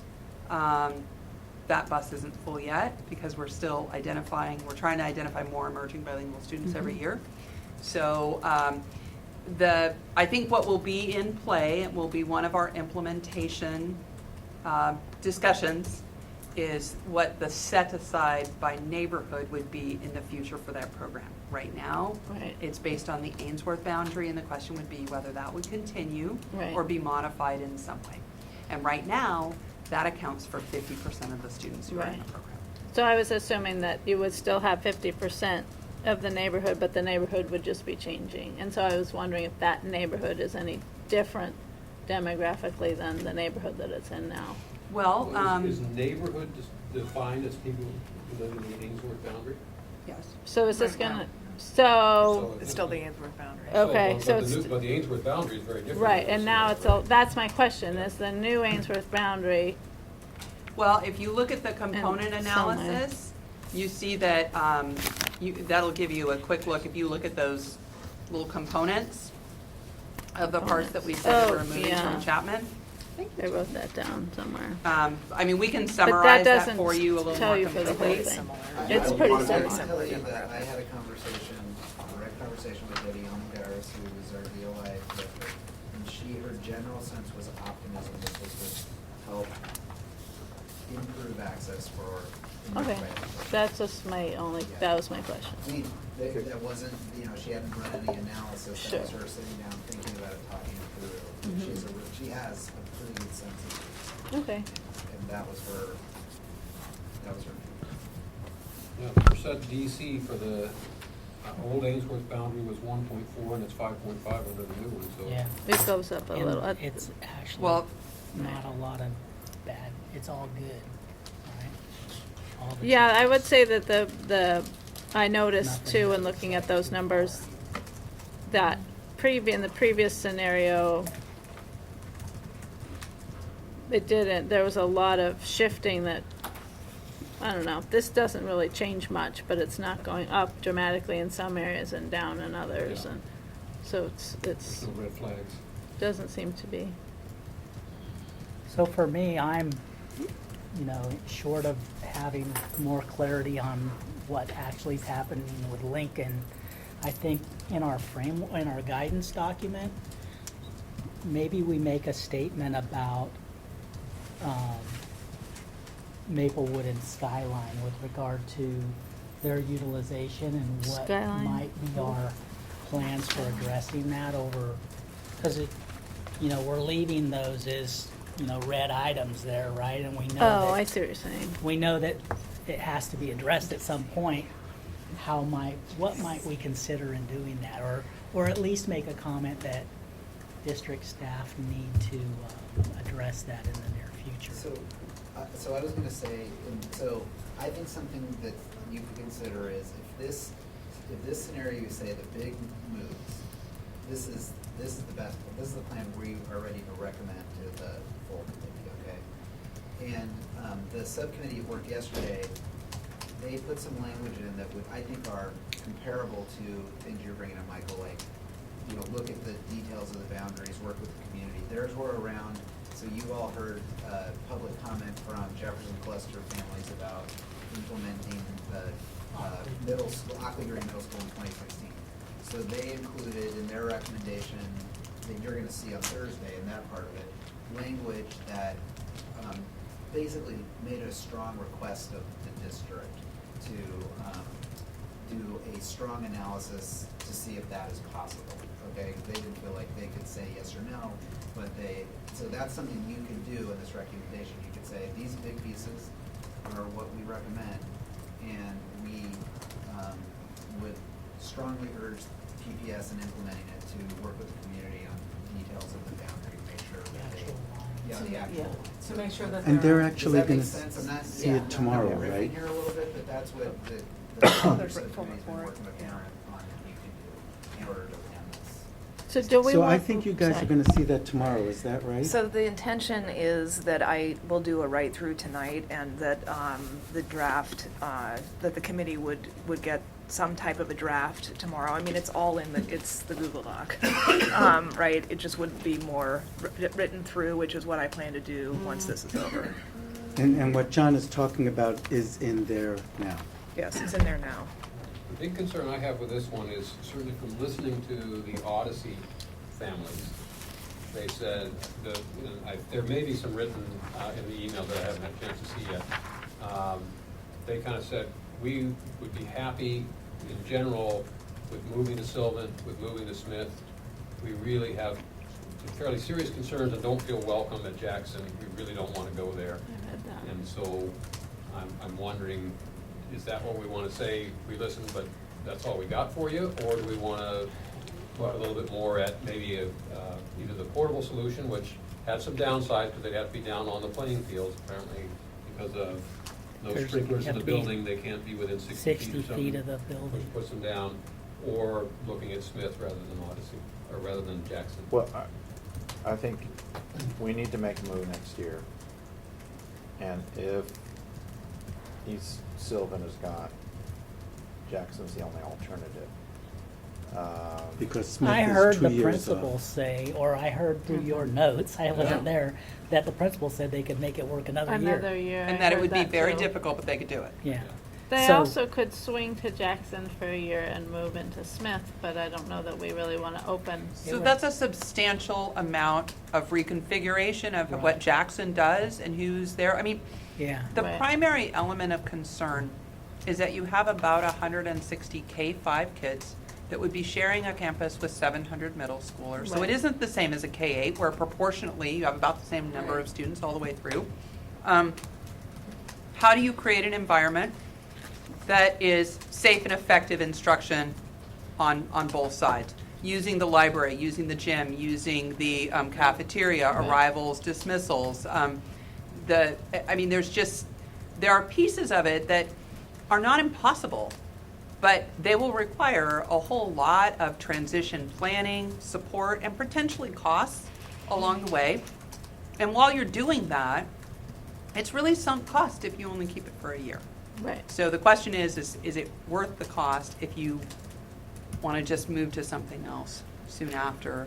Or is it in the district's best interest to find a way to kind of hold in place, and not go to, say, like a Smith solution. By the way, thinking of Smith, the community that you were mentioning that had asked for us to look at their boundary is really close to the Smith school. So if we're bringing Smith back online, which is bigger than Maplewood, do we have boundary issues in that area that we need to be thinking through at the same time?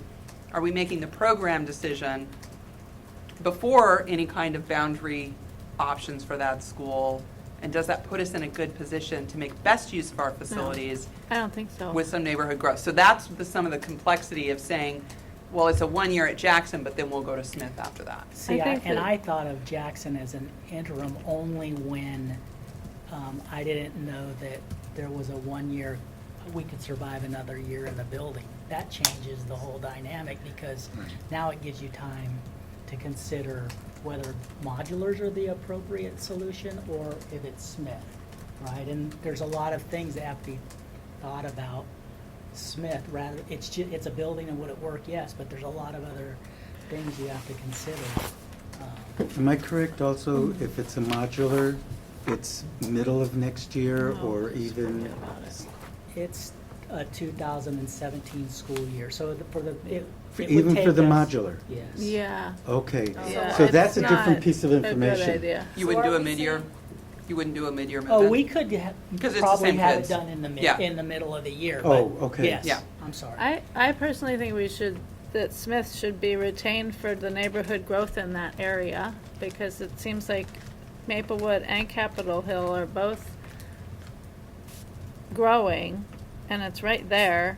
And I'm also wondering about the benefit to the 6th, 7th, and 8th graders at Odyssey in being in a middle school environment. Is there any, I don't really know a lot about how isolated the Odyssey program is, but there are some children in that grade level that could benefit from being in a middle school, elective-wise, but not really knowing. And that could be a benefit. And I guess the playground is an issue, and I don't know if you would be willing to put a playground in at Jackson. Have to.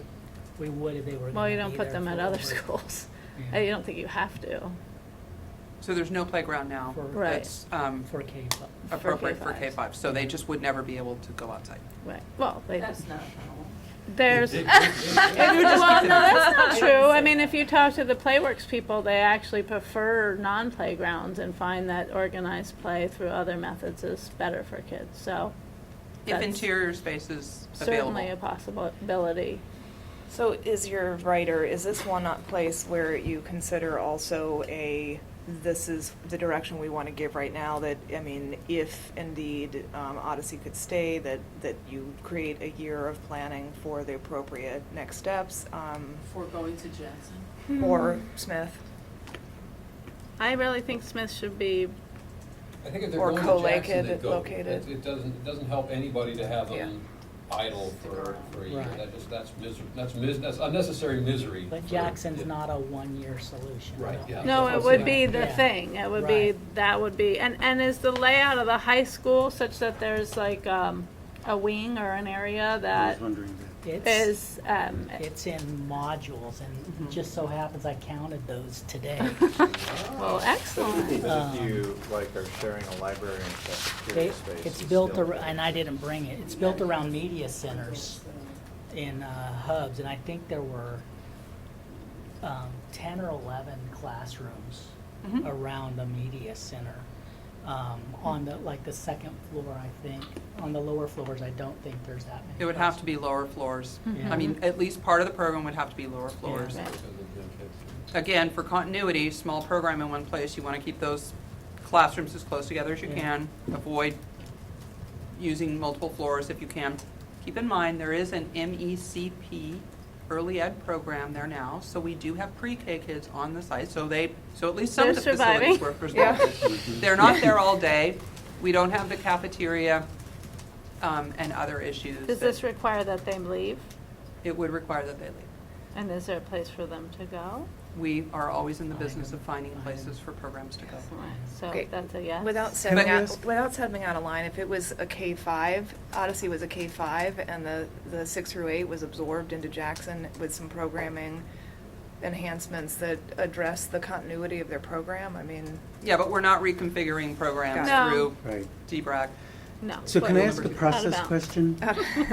So Erin has been capturing the conversation and doing a rewrite. I'm capturing the conversation. I have not started to rewrite. So that's my question. So yesterday, and into the early hours of this morning, Erin was rewriting that piece for us. We got it this morning to edit and comment on. And then you're going to incorporate those after Right. this meeting today. Right. What is the process for this subcommittee right now to capture what you guys have agreed on and the caveats that, or the questions that you still want answered? Well, I don't know the process. I'm think hearing it's the there's Jackson, it's the general Odyssey one where we're support stuck. for the concept. Me And too. and the caveats or the misgivings or the things we'd like to see more detail on would include, besides some micro boundary stuff, capacity at Hayhurst. I would add capacity at Bridle Mile to a certain extent as well, because that's gonna be pretty low as It's well. kind of in the low, 60s. yeah. You mean the utilization? Utilization, Okay, sorry. thank you. And I know we're stuck between a rock and a hard place with Gray. I mean, that's the bottleneck there, right? Also, Well, if you add from outside of the Gray catchment into either of those schools, There's no room at Gray. there's no room at Gray, and if you're just doing inside the catchment, it's robbing either. 98. Right. or- 98. And I was intrigued at the last meeting when they brought up the idea of adding portables to Gray, because if anything, it seems we're low on middle school. But that's not anything we Space. would have to do in the next No. 3 years. No, right? but it might be something that, I think in a strategic We sense, I'm should with think you, Michelle. about- I think we want to have a bigger school at Gray so that we kind of have a better balance of two similar size It's schools. just that too are So outside. Sean's trying to weigh in. Yeah, just if portables are on the table, another option would be to place Odyssey maybe at Bridle Mile. Bridle Mile has 26 classrooms, I think, and they would need between 17 and 18 under this scenario, because we basically took 6 classrooms out, right, and assigned it to Ainsworth. I don't think portables should be on the table for anything but potential middle school capacity, those grades. Because I think there's a lot of buildings and space for students in K through 5. And obviously high schools, because that's why you need to rebuild Lincoln, because it's so tiny. But I wouldn't recommend putting in any more portables for the lower grades, because then you're just gonna have to build even more bigger high schools. Unless the building's not right-sized to support the 2 or 3 sections that they need. And that's not true Right. for Odyssey, because they go to high school all over. Right, I'm not talking about the focus options. I think right, I see what you're saying. So how does that, so you said you're not talking about the focus options, how does that affect the viability of Sean's suggestion? For putting them at Bridle Mile? Yeah. I don't. For adding capacity to Bridle Mile? And I don't know, would it be less disruptive just to put, if you're going to put portables, leave them where they are, put portables at Hayhurst? Hayhurst. Yeah, I guess It it's is the the field least question, disruptive. right? Yeah. Yeah, that would be. And less it's the least disruptive solution for the Hayhurst issue. It's not free, No. but when you compare it to the moving costs and the potential additional costs of bringing another facility like Smith online, it's less expensive. You don't get as many classrooms out of it, but it's a less expensive option. And then you're weighing that, I guess, against the benefit of using what may be considered underutilized capacity on the Jackson campus, but bringing together a wholly separate program that, by and large, wouldn't be expected to become integrated into Jackson on that campus. So those are your trade-offs. Would the portable solution at Hayhurst be temporary? No. That's not what I was thinking. City of Portland doesn't allow us to Doesn't create temporary. temporary I just, structures. I'm just not a fan of portables. and I know they're really expensive, and I think you might open up a can of worms in putting them then on the east side, where people are gonna say, well, we need portables too. And my school got a bunch of portables, and they're not very good for community building, and they don't add capacity to the other parts of the school where you would need it anyway, like the cafeteria and the auditorium and the gym. I don't think they're so great. So if we can avoid them, I would avoid them. There's a lot of drawbacks. Except, she said, for Robert Gray. Except in the case where unless we have some money to rebuild the middle school where we seem to be lacking space. And is that at all an option on that campus? It Is was there last spa- week. Is there there's space there Yeah. for? Yeah, I don't know. And what, the benefit would be just avoiding overcrowding if you make these changes, or would you No, I look don't at think we making need it additional right now. changes? We Yeah, I have don't- a more robust population at Hayhurst and Bridal Mile without overcrowding Gray. By moving more of the Ainsworth people. Or not, Yeah, there could be a bunch of, potentially, and I'm not saying that would work out, but potentially you could at least look at that instead of saying, oh, well, if we do that, we're gonna overcrowd Gray. You take that part out, but to see if there's some boundary adjustments that make sense. I don't think they're needed at all right now. I'm just saying, if you're gonna do portables, save your money for when you might need them later at the middle school level. or right-sized schools that appear to be undersized for that target population that we're really looking for? I don't know, I think you can make boundary adjustments to get them right sized right now. So, I mean, At strictly Robert from Gray. like a, Robert Gray is okay right now. You're right. I was just trying to reflect back to you what I thought you were stating about the benefit of having modulars at Robert Gray, because it's a relatively undersized middle school campus now. Right. And there may be a time in the future Future. when you would want them to be able to, serve more students Right. and be more along the size of other middle schools. Yeah. The So- building is if the building is the restraint or the constraint, then try and relieve it. so I know how we got to Gray, but that's not where we need to be No, focused. we don't need to be there. Focused on how we're resolving Odyssey. And to me, it's a programmatic thing. It's about the program and how we value it, how it works currently at Hayhurst, and whether keeping it there and providing modulars strengthens, allows that program to thrive in the way it's been by taking those students and moving them into a middle school. My question is, programmatically, does that work for those two programs, right? Can the Odyssey thrive there? Well, can you do that and the boundary shifting? I don't think there's room to keep them there and do the other stuff, is there? Where? At Hayhurst. We'd have to put modulars to keep them. Okay. Yeah, no, I don't think we should do I think that. there's three options on the I'm table back right to now. that. One is Odyssey moves to Jackson and stays at Jackson. Right? And that's obviously, there's definitely some trade-offs, because not only is Odyssey moving there, but under this scenario, Maplewood's moving there as well, right? So that's a Mhm. very, 1,000 Right. kids or something. So Yeah. It's so huge. It's gonna be very tight. The other option we've discussed is expand Hayhurst with modulars.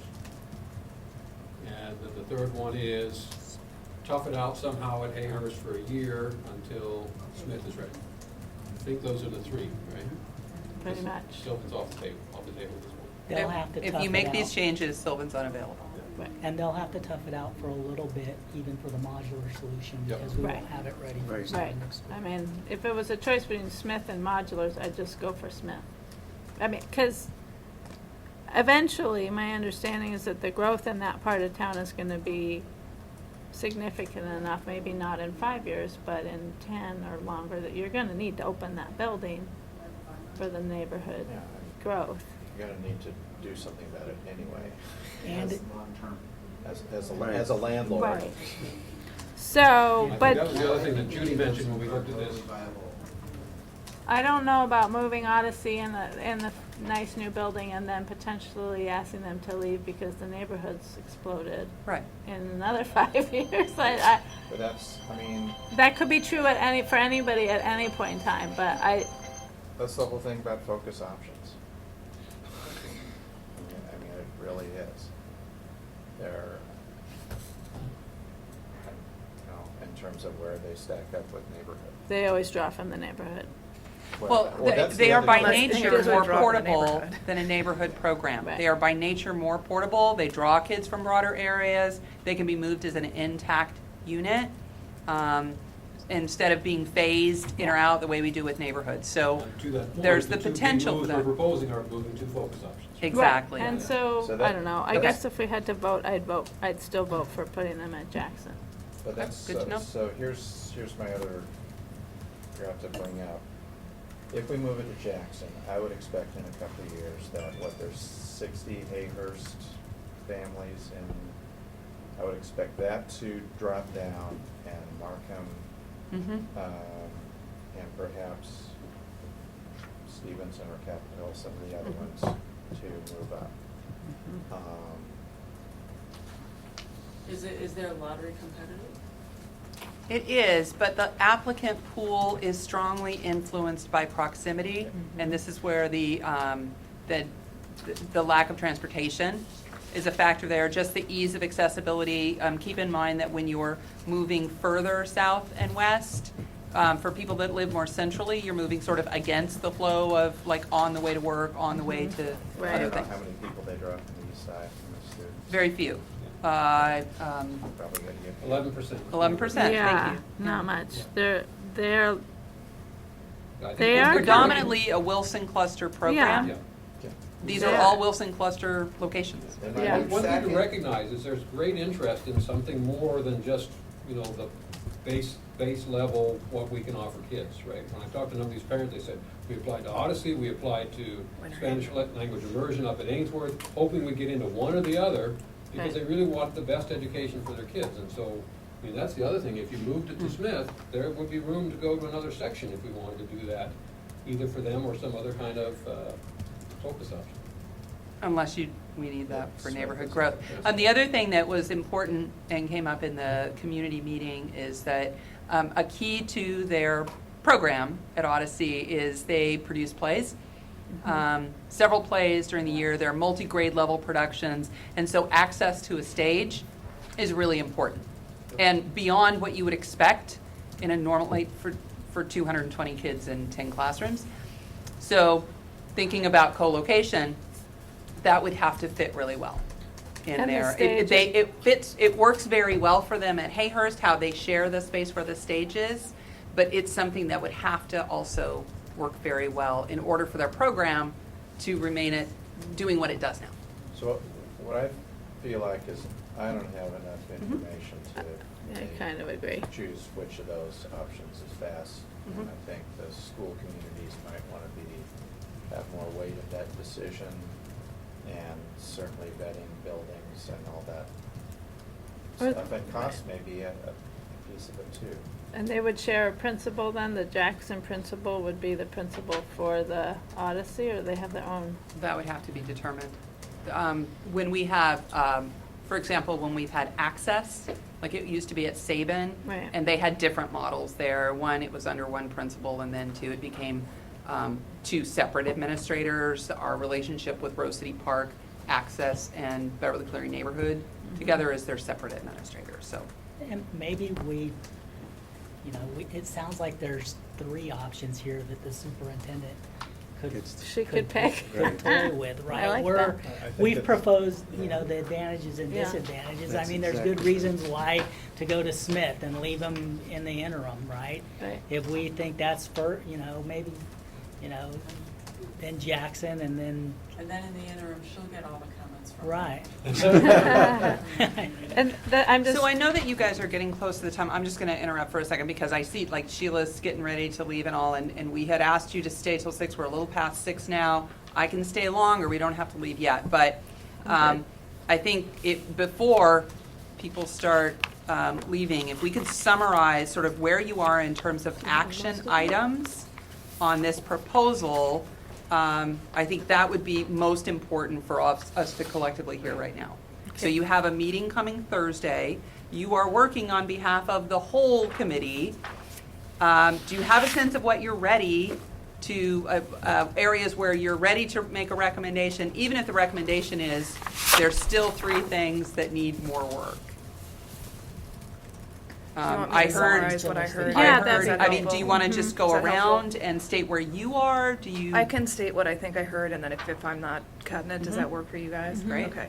So, I think you're saying, and this has to do with the cascading effects and also trying to better address, okay, SI to East Sylvan, significant boundary change to Chapman into, Ainsworth works for you, except with some tiny details. Okay. Bridal Mile gets smaller with some, concerns expressed, and goes to Gray and Wilson. And that we're concerned that it might be, I'm sorry, go ahead. Okay. Under And then Hayhurst, Odyssey is these 3 possible solutions that you would anticipate the superintendent would need to weigh. What am I missing? So Ainsworth stays in the Lincoln. Ainsworth, thank Cluster. you, yes. SI stays in Lincoln Cluster. Uh-huh. And then I heard a possible small shift of Maplewood into Hayhurst. If Hayhurst continues If- to, yeah. If Hayhurst loses the Odyssey program. Right. And keep in mind, and remember, going back to that slide, if it's hard to predict. So there are 60 Hayhurst neighborhood families participating in Odyssey now. If they don't all go, then they could have more students there. It would Right. also affect the overall capture rate for Hayhurst, which makes us think differently about the school in the future. So there's definitely some wiggle room in those lower numbers. The negative, that could have a negative impact as well if they all wind up going and it still remains very attractive. Or, lots of Hayhurst families win the lottery in the future for Odyssey. So whom of you is willing to take the lead in, how much time have we set aside for each of the subcommittees to just present? So I So don't we think haven't we actually- finished what we were just Are- doing. Did I'm sorry, I did we thought- hit all I the? thought Well, we those were- were the high points. What Did you do Stevenson. Yeah, that hasn't Oh, changed. a shift. Right, It but- doesn't change from the one No, before, but we but need to we- call out that we retain that change, Right. and we retain the change of Maplewood going to Jackson, right? Mhm. Right. Okay. Correct. And everybody's okay with that, okay. And then can we put in about Lincoln, about exploring the effect of the sibling guarantee? Is that the place where you're most concerned? I'm about the concerned about implementation? Lincoln, but No, but- I mean, I know you are. I wasn't doubting whether you were. That's the data. So I'm My not. question is, are you looking for something similar for Chapman or anywhere else? Or are you, we have a limited amount of time No. as It's a well, big and we want to lift. do what you need. Yeah. No. Well, that, so that's the other piece. We talked about a lot of this being, the Wilson cluster part being grandfathered in, starting with kindergarten kind of stuff, or the next grade. Are we talking about shifting a couple of hundred Chapman kids next year to immediately reduce overcrowding? Or you're saying, when does the Chapman-Ainsworth boundary, how does it get implemented? How does that get implemented? So it would be one grade worth At a of kids time. at a time. Yeah. Would it? Unless Oh. unless we have an exception to board policy. But- And we Goes haven't back done the detail, just like we talked about with the high school change. It would take additional analysis to see what the impact would be of asking some of the kids who are already at Chapman to be to move over to Ainsworth. So that might be our statement around, we pretty much agree with this concept, but if this boundary change doesn't get us the reduction in enrollment we need at Chapman, that staff needs to consider what what needs to be done in order to, you know, change board policy to move more students, Well, or? it's gonna be a relatively small change the first year, Mhm. and my understanding is that a bigger change is much preferable. So I think sussing out, making a policy exception, or whether it would be voluntary, or, you know. Well, it's always voluntary. They already have We that. wouldn't deny anyone the right to go to their new neighborhood school on their own. The question is, what do we make people do? Right.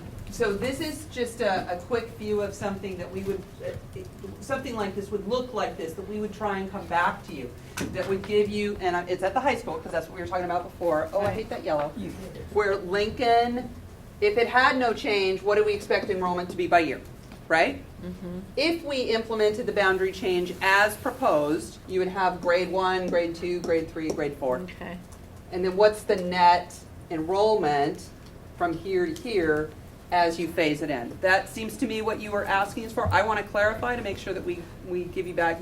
This is the kind of analysis you were hoping for, to have a better understanding of whether accelerating boundary change, so moving more of what would have changed in year 2 or year 3 into year 1, is necessary and therefore worth the difficulty.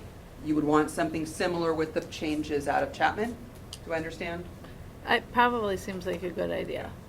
And you could, and this is another place where you could make a statement in your recommendation that says something like, you know, we recommend the district do an analysis of the impact of change based on current policy, and if it doesn't provide this level of relief, then we recommend that policy be temporarily suspended for moves, and that's what you can hand off to Carol, and then it's for her to So consider.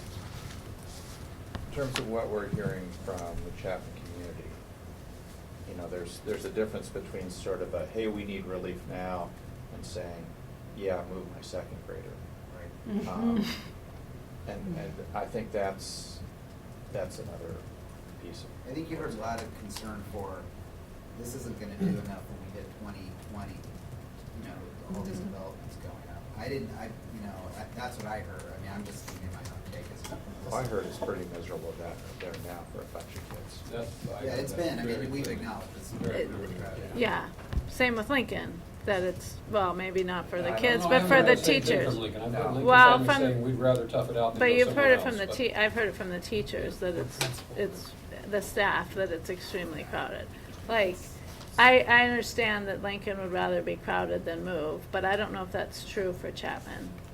So the other part And of I don't know it, if it's really relevant. I mean, the point is we're supposed to right-size these schools, and what their preferences is, I mean, the key point on this relevant to stuff me. is to remember, the only body that can actually make the decision to change it is the board. So it really, for you, it's to make a recommendation on what you think should be considered, right, on the policy changes. And so, it's just a little different. It's an area where, Carol is not a decision maker, right? So we'll do an analysis with her as well. So I think what's most important for us is to hear a statement from the committee about how you would like that handled as the process moves after it needs to. I definitely think you need to retain the right to Pieces the are the most important. exception. So I'm happy kind of going forward with the general outline with all the caveats. And I want to say, due diligence, recognizing, that there's going to be a lot of Ainsworth people unhappy with this, that another option is the east side option, leaving SI where it is, which would open up East Hill for Odyssey. What? I sent you the emails today. I'm just saying you're right about that. I think it's fair to say you're gonna have a number of people who are also in favor of it. Definitely. Right. Right, the wrong schools So- would be in favor of it. Regardless of there needs some healing done there, big time. And so I'm can I more- frame that a little sad to differently, see. Scott, Yeah. in that, we could also simply say that, so the program move allows us to relieve Chapman in a direction of one school, without causing significant ripple effects to other schools. Even if you go to the east side, it doesn't assume that there wouldn't be I mean, like, there could be ripple effects from that too, that may prevent other changes that are important, so, So I this wanna, is, I wanna this, agree yeah. with you totally 100%, which is why I think, you know, we're kind of violating one of our principles here, which was to do the system, to make sure that we don't get into that, oh, we made that boundary change, but now we kind of need to undo it because it did this other stuff, right? And we're sort of kind of saying the river So, and doing a west side and an east side. I just want us to recognize that that's a, I think one of the. you see what I'm saying? Yeah, I hear you, Scott, but I also think, you know, this notion of future growth and drawing a boundary around it and saying, look, for you families that move in this area in the future, your school that you could be assigned could be on the other, could be. Right. As much as, is really a very logical, less intrusive way to move kids than to try to, you know, move kids that are already vested in it, right? And I have, you know, it's unfortunate that the river's there, but the river's there, and the bridges across did that it. anyway? The bridges I think it's good across for it tourism. are a barrier for us to get God. kids from one Yeah, side to the if the river other wasn't here, we wouldn't during either. school, out and in. It's a transportation nightmare. Just Oh, yeah. right, I- going I'm going not back saying- and I'm forth. not saying the east side is a great solution Right. at all, don't get me Well, wrong. So- if I could I'm just talking my due diligence. my next point about that is, it really could. I know we're looking at this as a system, but to just, it's good. It's going to confuse what we do on the east side of the river. Yeah. If all of a sudden we push, we haven't even completely. We're further ahead on the west side at this point than we are on the east side, and making that change, we don't know. We could be creating. Yeah, No, I think, I totally agree, and I would not want us to say, hey, let's move a bunch of kids over the east side without simultaneously solving the east side. I think the other I part of agree. it, and maybe you're all saying this, and I'll just say it slightly differently, it's the only area of the city where I know, of our district where I know, where you really have to move through a central business district to get to schools. I mean, back when we were doing high school system design, we looked at moving some kids from the Buckman area into Lincoln, like we crossed the river the other way. There's a lot about that that just becomes very different than when you're moving kids from one residential area to the next. And so, to the degree that we're looking at kids who are in approximate to the next residential area that has a school in it, there's you can look at your values of distance, proximity, and other measures like that in pretty consistent ways.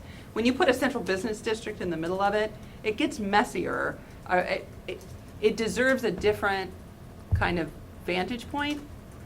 And yes, we could absolutely do that in the future, and I hope that if sticking with the river right now isn't seen as a challenge later, but we can't know the future. And if we couldn't resolve the issues with moving things within the west side, I think we'd be in a different situation. So I think we owe it to the community, because they offered up a lot of solutions to say, not only why are we proposing this one, but why are we not doing some other things?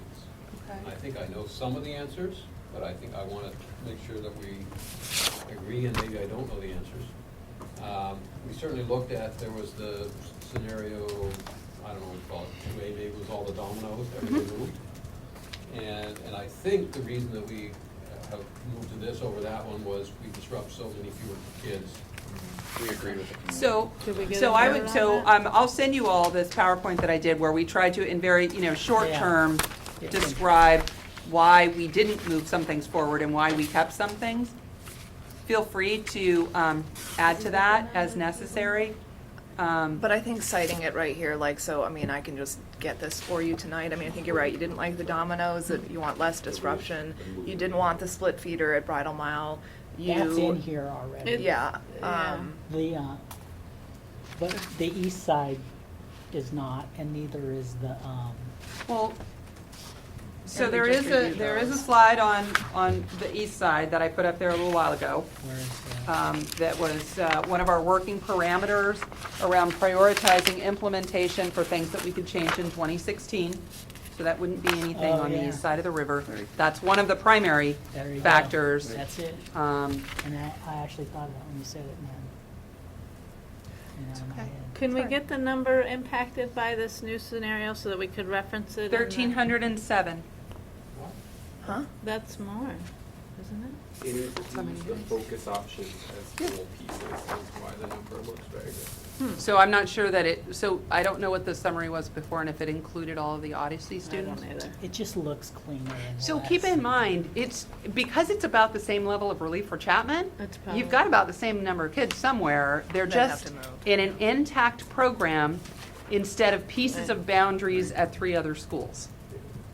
So it's how you make the change, it's not the scale of change that's different from 2A. Okay. I think the other thing is that some of these changes here kind of make sense and make kids closer to Yes. transportation and schools, whereas the other domino Very one much was really in line with the number of our principals. was moving to Some of suburban. it. Right, and having to drive past the school that's closest to them. So the place I'm like tracking, you know, overall, you know, the changes look good. District should be looking at, what Judy referred to a long time ago as smoothing, where it, you know, it doesn't impact it, puts kids, you know, that are right next to one school clear over another, and we can do that, but I'm still not sure where we landed on, how we articulate the Odyssey move. To me, I'm Giving her 3 options. I'm Okay. punting. Right. I'm punting it to the Yeah. superintendent. You can do A, B, or C. Yes. Okay. I don't think we have the expertise. I also. And I so think for we myself, agreed I don't that- have the expertise to know which is the best one. Other than I think we, in there, we don't want to see Odyssey be temporarily moved to Jackson That they because need a that's permanent hugely I disruptive. Well, think that's we one heard of the s- 3 options Yeah. that Michael outlined. But I mean, I think we heard your priorities around it is Hayhurst being a good-sized neighborhood school, if it's left separate. And you want to keep our buildings available for neighborhood purposes if you can. And, I mean, I didn't hear any overall statement regarding just the facility cost of moves and changes. So there's Smith costs, so Smith Smith will. is gonna have to be fixed anyway. At And some that's- point. So it may have to be fixed, but opened, like, we estimate it's about $300,000 a year to operate as a separate campus, right? That's on top of the 2.2 billion to bring it back online. Million. You just said 2.2 billion. million. Billion. Yeah. You said Yeah, billion. Did I? Yes. I'm just saying, You know, so, yeah, it's gonna run for president for that. Anyway, so, got a pack. so those are some of those financial trade-offs, and we don't expect you guys, to be fully, for the camera, please. We don't necessarily expect you to weigh, I mean, if they all have pros and cons and you don't see any significant advantage or disadvantage, that's helpful to know as well. And I guess at this point, it's also, what would you tell your fellow committee members based on your efforts to take a deep dive into this? So you're doing way more than we would expect the whole committee to do. They want to benefit from the wisdom that you've gained. So think about what you would reflect back to them on Thursday. And it doesn't have to be pat and perfect, although I did hear the word elegant a little while ago, and I That's a perked nice up word. at that. So Okay, that, and I'm gonna review, so my understanding of our options for Odyssey are, portables, go to Jackson or go to Smith. mhm. Yes. Hold for a year and then go to Smith, go to Jackson and stay Right away. there, or put modulars in and stay where you are. They're modular buildings, there's nothing portable about them. Yeah, It's a right. misnomer. Sorry, it's like mobile And it homes. keeps people from understanding the impact of, yeah, so So would sorry. we go to Jackson right away? Yes. I just think It we would should be- take portables off the table. I mean, that personally, like, is there enough infrastructure in the rest of the building to make that work? I don't know, Well, like, it's working right now. I mean, Well, It works well right now. I What mean, in doesn't- terms of the number of kids, we're not, But we need to. But we're not, so by the way, we're not adding 4 classrooms worth of kids to We're just Odyssey over the adding next more few years. classrooms. Right. They're already There. really crowded. Right. They need to be right-sized for how they fit together now. They are gonna grow a little bit over the next few years. The principal believes 4 classrooms would be enough to make them really comfortable for a while. And you don't have to choose, but if you feel like, if this is I a can't choose. consensus, if you feel strongly do that it. the district should not look at options that expand through modular classrooms in instances like this, then we'll take your advice into consideration. I don't know that there is I'm the only one consensus that's right now. anti-portable, so. I think from my point of view, the best solution we could offer to the Modular. Odyssey program would be to put them in Smith. But that, there are, as you point, some cons to that Okay. for others, yeah. Okay? I want to add one I don't other think we're little, gonna get any further little on this. piece. In this scenario, I think Capitol Hill we goes ought up to to go with 102% utilization in 2020. I think that's, doesn't take much and you're over the red. I prefer something that gets it a wee bit lower. Lower. Which school? Capitol Hill. Capitol Hill. Okay. It gets some relief here, that's good. Maybe a little bit more would be better to ensure that we don't run into a problem. Maybe we should just recommend they open Smith for that neighborhood. Because those are the neighborhoods that, Smith is right near Capitol Hill there's and enough Maplewood, kids. which are the two. So it may be more logical to Over- use Maplewood as a program building because it's smaller Smaller. and can't adapt to neighborhood population Mhm. changes as well. But you're moving right into the Markham boundary Right. when you do that. And that is one of our concentrations of poverty in that entire region. And the school has worked extremely hard to build support and cohesion across its community. It's not over-enrolled right now, and it's the school that would feel significant effects by those changes. So, and we still have the whole east side to work on too. So just keep that in mind as we put these things, going back to that system, all good ideas for solving what are clearly issues and being proactive. So I don't want to make it sound like I'm scolding,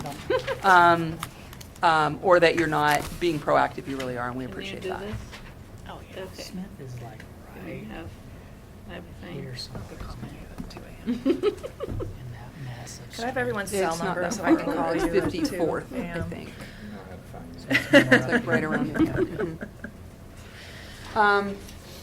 So Okay. the other thing about Smith isn't maybe our preferred option is it could absorb some neighborhood growth, because Odyssey's not gonna fill it up. So even with Odyssey there is room Yes, for students, but right? Although Odyssey's hope is, To Right. grow. If you But- put them in there, they'll use it. But we have control. so we've had this tension between like creating, would you create a No. single section neighborhood program as a neighborhood program No. that would fill a building, maybe even overfill a small building?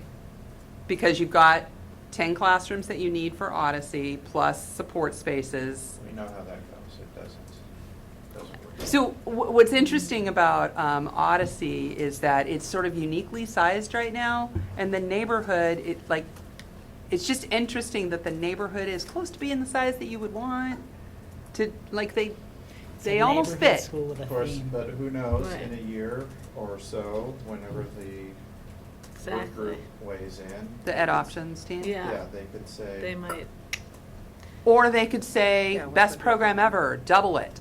right. In which case, yeah, so, I think I think we just need to back off from making too many recommendations about the focus options. It's a lot up in the air. And Okay, and if you left Odyssey for one more year, you could potentially say, let's open Smith, and Maplewood becomes a place for the focus option, and you, so But you have to make in that order decision to now. open Smith, exactly. Yeah, Yeah. you have to make that decision now. We You have to need budget for it now. 18 you do months have to budget to, bring Smith But online Smith anyway. needs a new roof, we should get a new Why, roof. yeah, why would now. we put that off? We, at some point, I don't know, anyway, maybe sorry. because there's lots of needs and not as many dollars.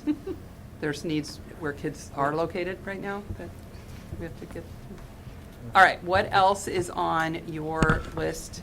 I think the other things for Nothing. completeness, and I think this will be quick, because I think we covered it earlier. There was a question about why didn't we open East Sylvan as a neighborhood school and split half the Chapman kids into it. It's not big Did enough. You address that. Yeah. Did you address that? Okay. And then there was a question about why don't we split Chapman and put half the kids into MLC and move MLC somewhere else? Same answer. Okay, but I'm just saying, we need to make that very explicit to Okay. the community, because these are things Okay. they said, why didn't you do this? And I think we need to Do make we it very really have to explicit. have all that in this document? Not only in this document, but I think we need to be responsive to the community. They really spent a lot of time and effort. I We need to agree. say, thanks for all your inputs, and we really listened. And that here's was, why we made a that's different in our choice than what administrative some of you directive requested. too, it's a So, requirement. a staff- So somehow, A staff document that may not be ready by Thursday, but will definitely be in development. We take all those component pieces and then attached to the little, the basic profile of the component is why you moved it forward, why you didn't. What you saw that you liked about it, what you saw that concerned you, did it move forward or not? And it can concern you and still move forward, right? And in addition to the components, I realize now we need a statement about each program. So that would be Odyssey, it would be MLC, Yep. and it would be Eastville. So just, Spanish immersion. just like Spanish this isn't the guidance document, but this is a good summary of where Yes. we've been and what we've looked at. Oh, The this. discussion that we had here and That's your Mhm. report. could be That's- part of this it's in Yeah.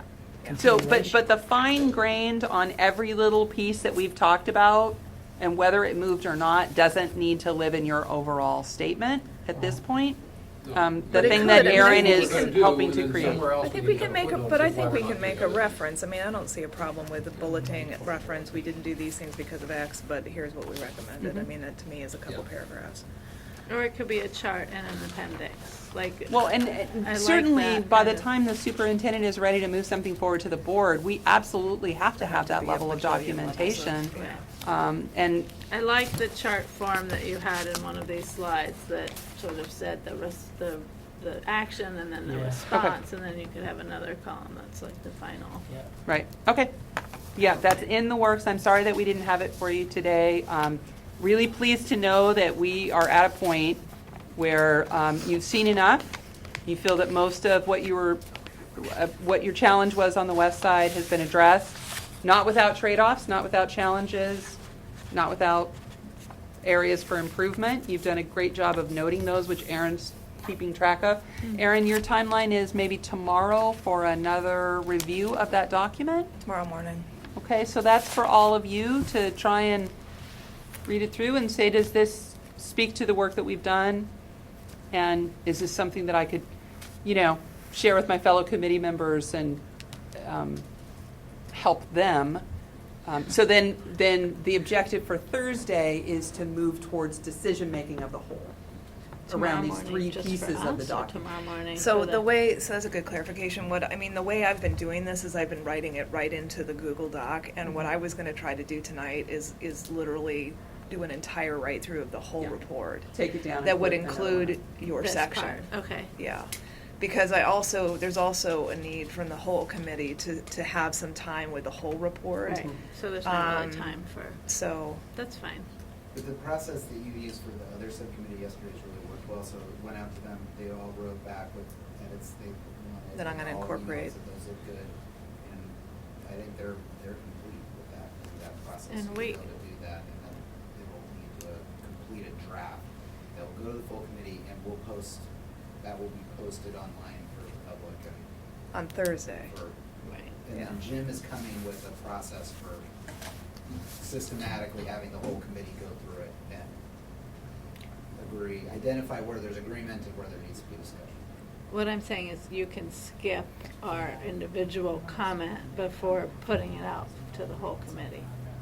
Yes, I That's- mean, and you that's can be fine with me. commenting as the same time Right, that and other that's people fine. are commenting. I think Because that's how I'd we have to rather do they it, get right? the whole thing. Yeah, because there's a rather lot than more to wait for- absorb than just, yeah, agreed, yeah. So you get the first look at the revised section, and as. Well, that's not what we're saying. No, we're saying So we you're could not gonna skip get a it. Yeah. first look at it. I'm No. saying it's fine, I'd rather guys are skip fine. it Okay. and let the committee get it earlier. It's in the Google I was Doc so that confused everybody because I can thought that see. John said that you I had to know. see it. Renters, yeah. I know, but I'm saying It's in the there's so Google little Doc. time. Yeah, I mean, it's in the doc. I think that I think that's, if you say, hey, I'm good, then that's what you're saying. I and say, if I don't know. Anybody else wants to see the language, I Do think you you should care? have a chance to look at the language and make sure it matches what you just talked about. But that Or we does, could but have it's a- gonna, Crazy, right? Choose but it's some- gonna, it's gonna, Still, that's. You don't know. We could just say a timeline, like if you wanna give us till 10 before you send it to everybody, I don't think it really matters.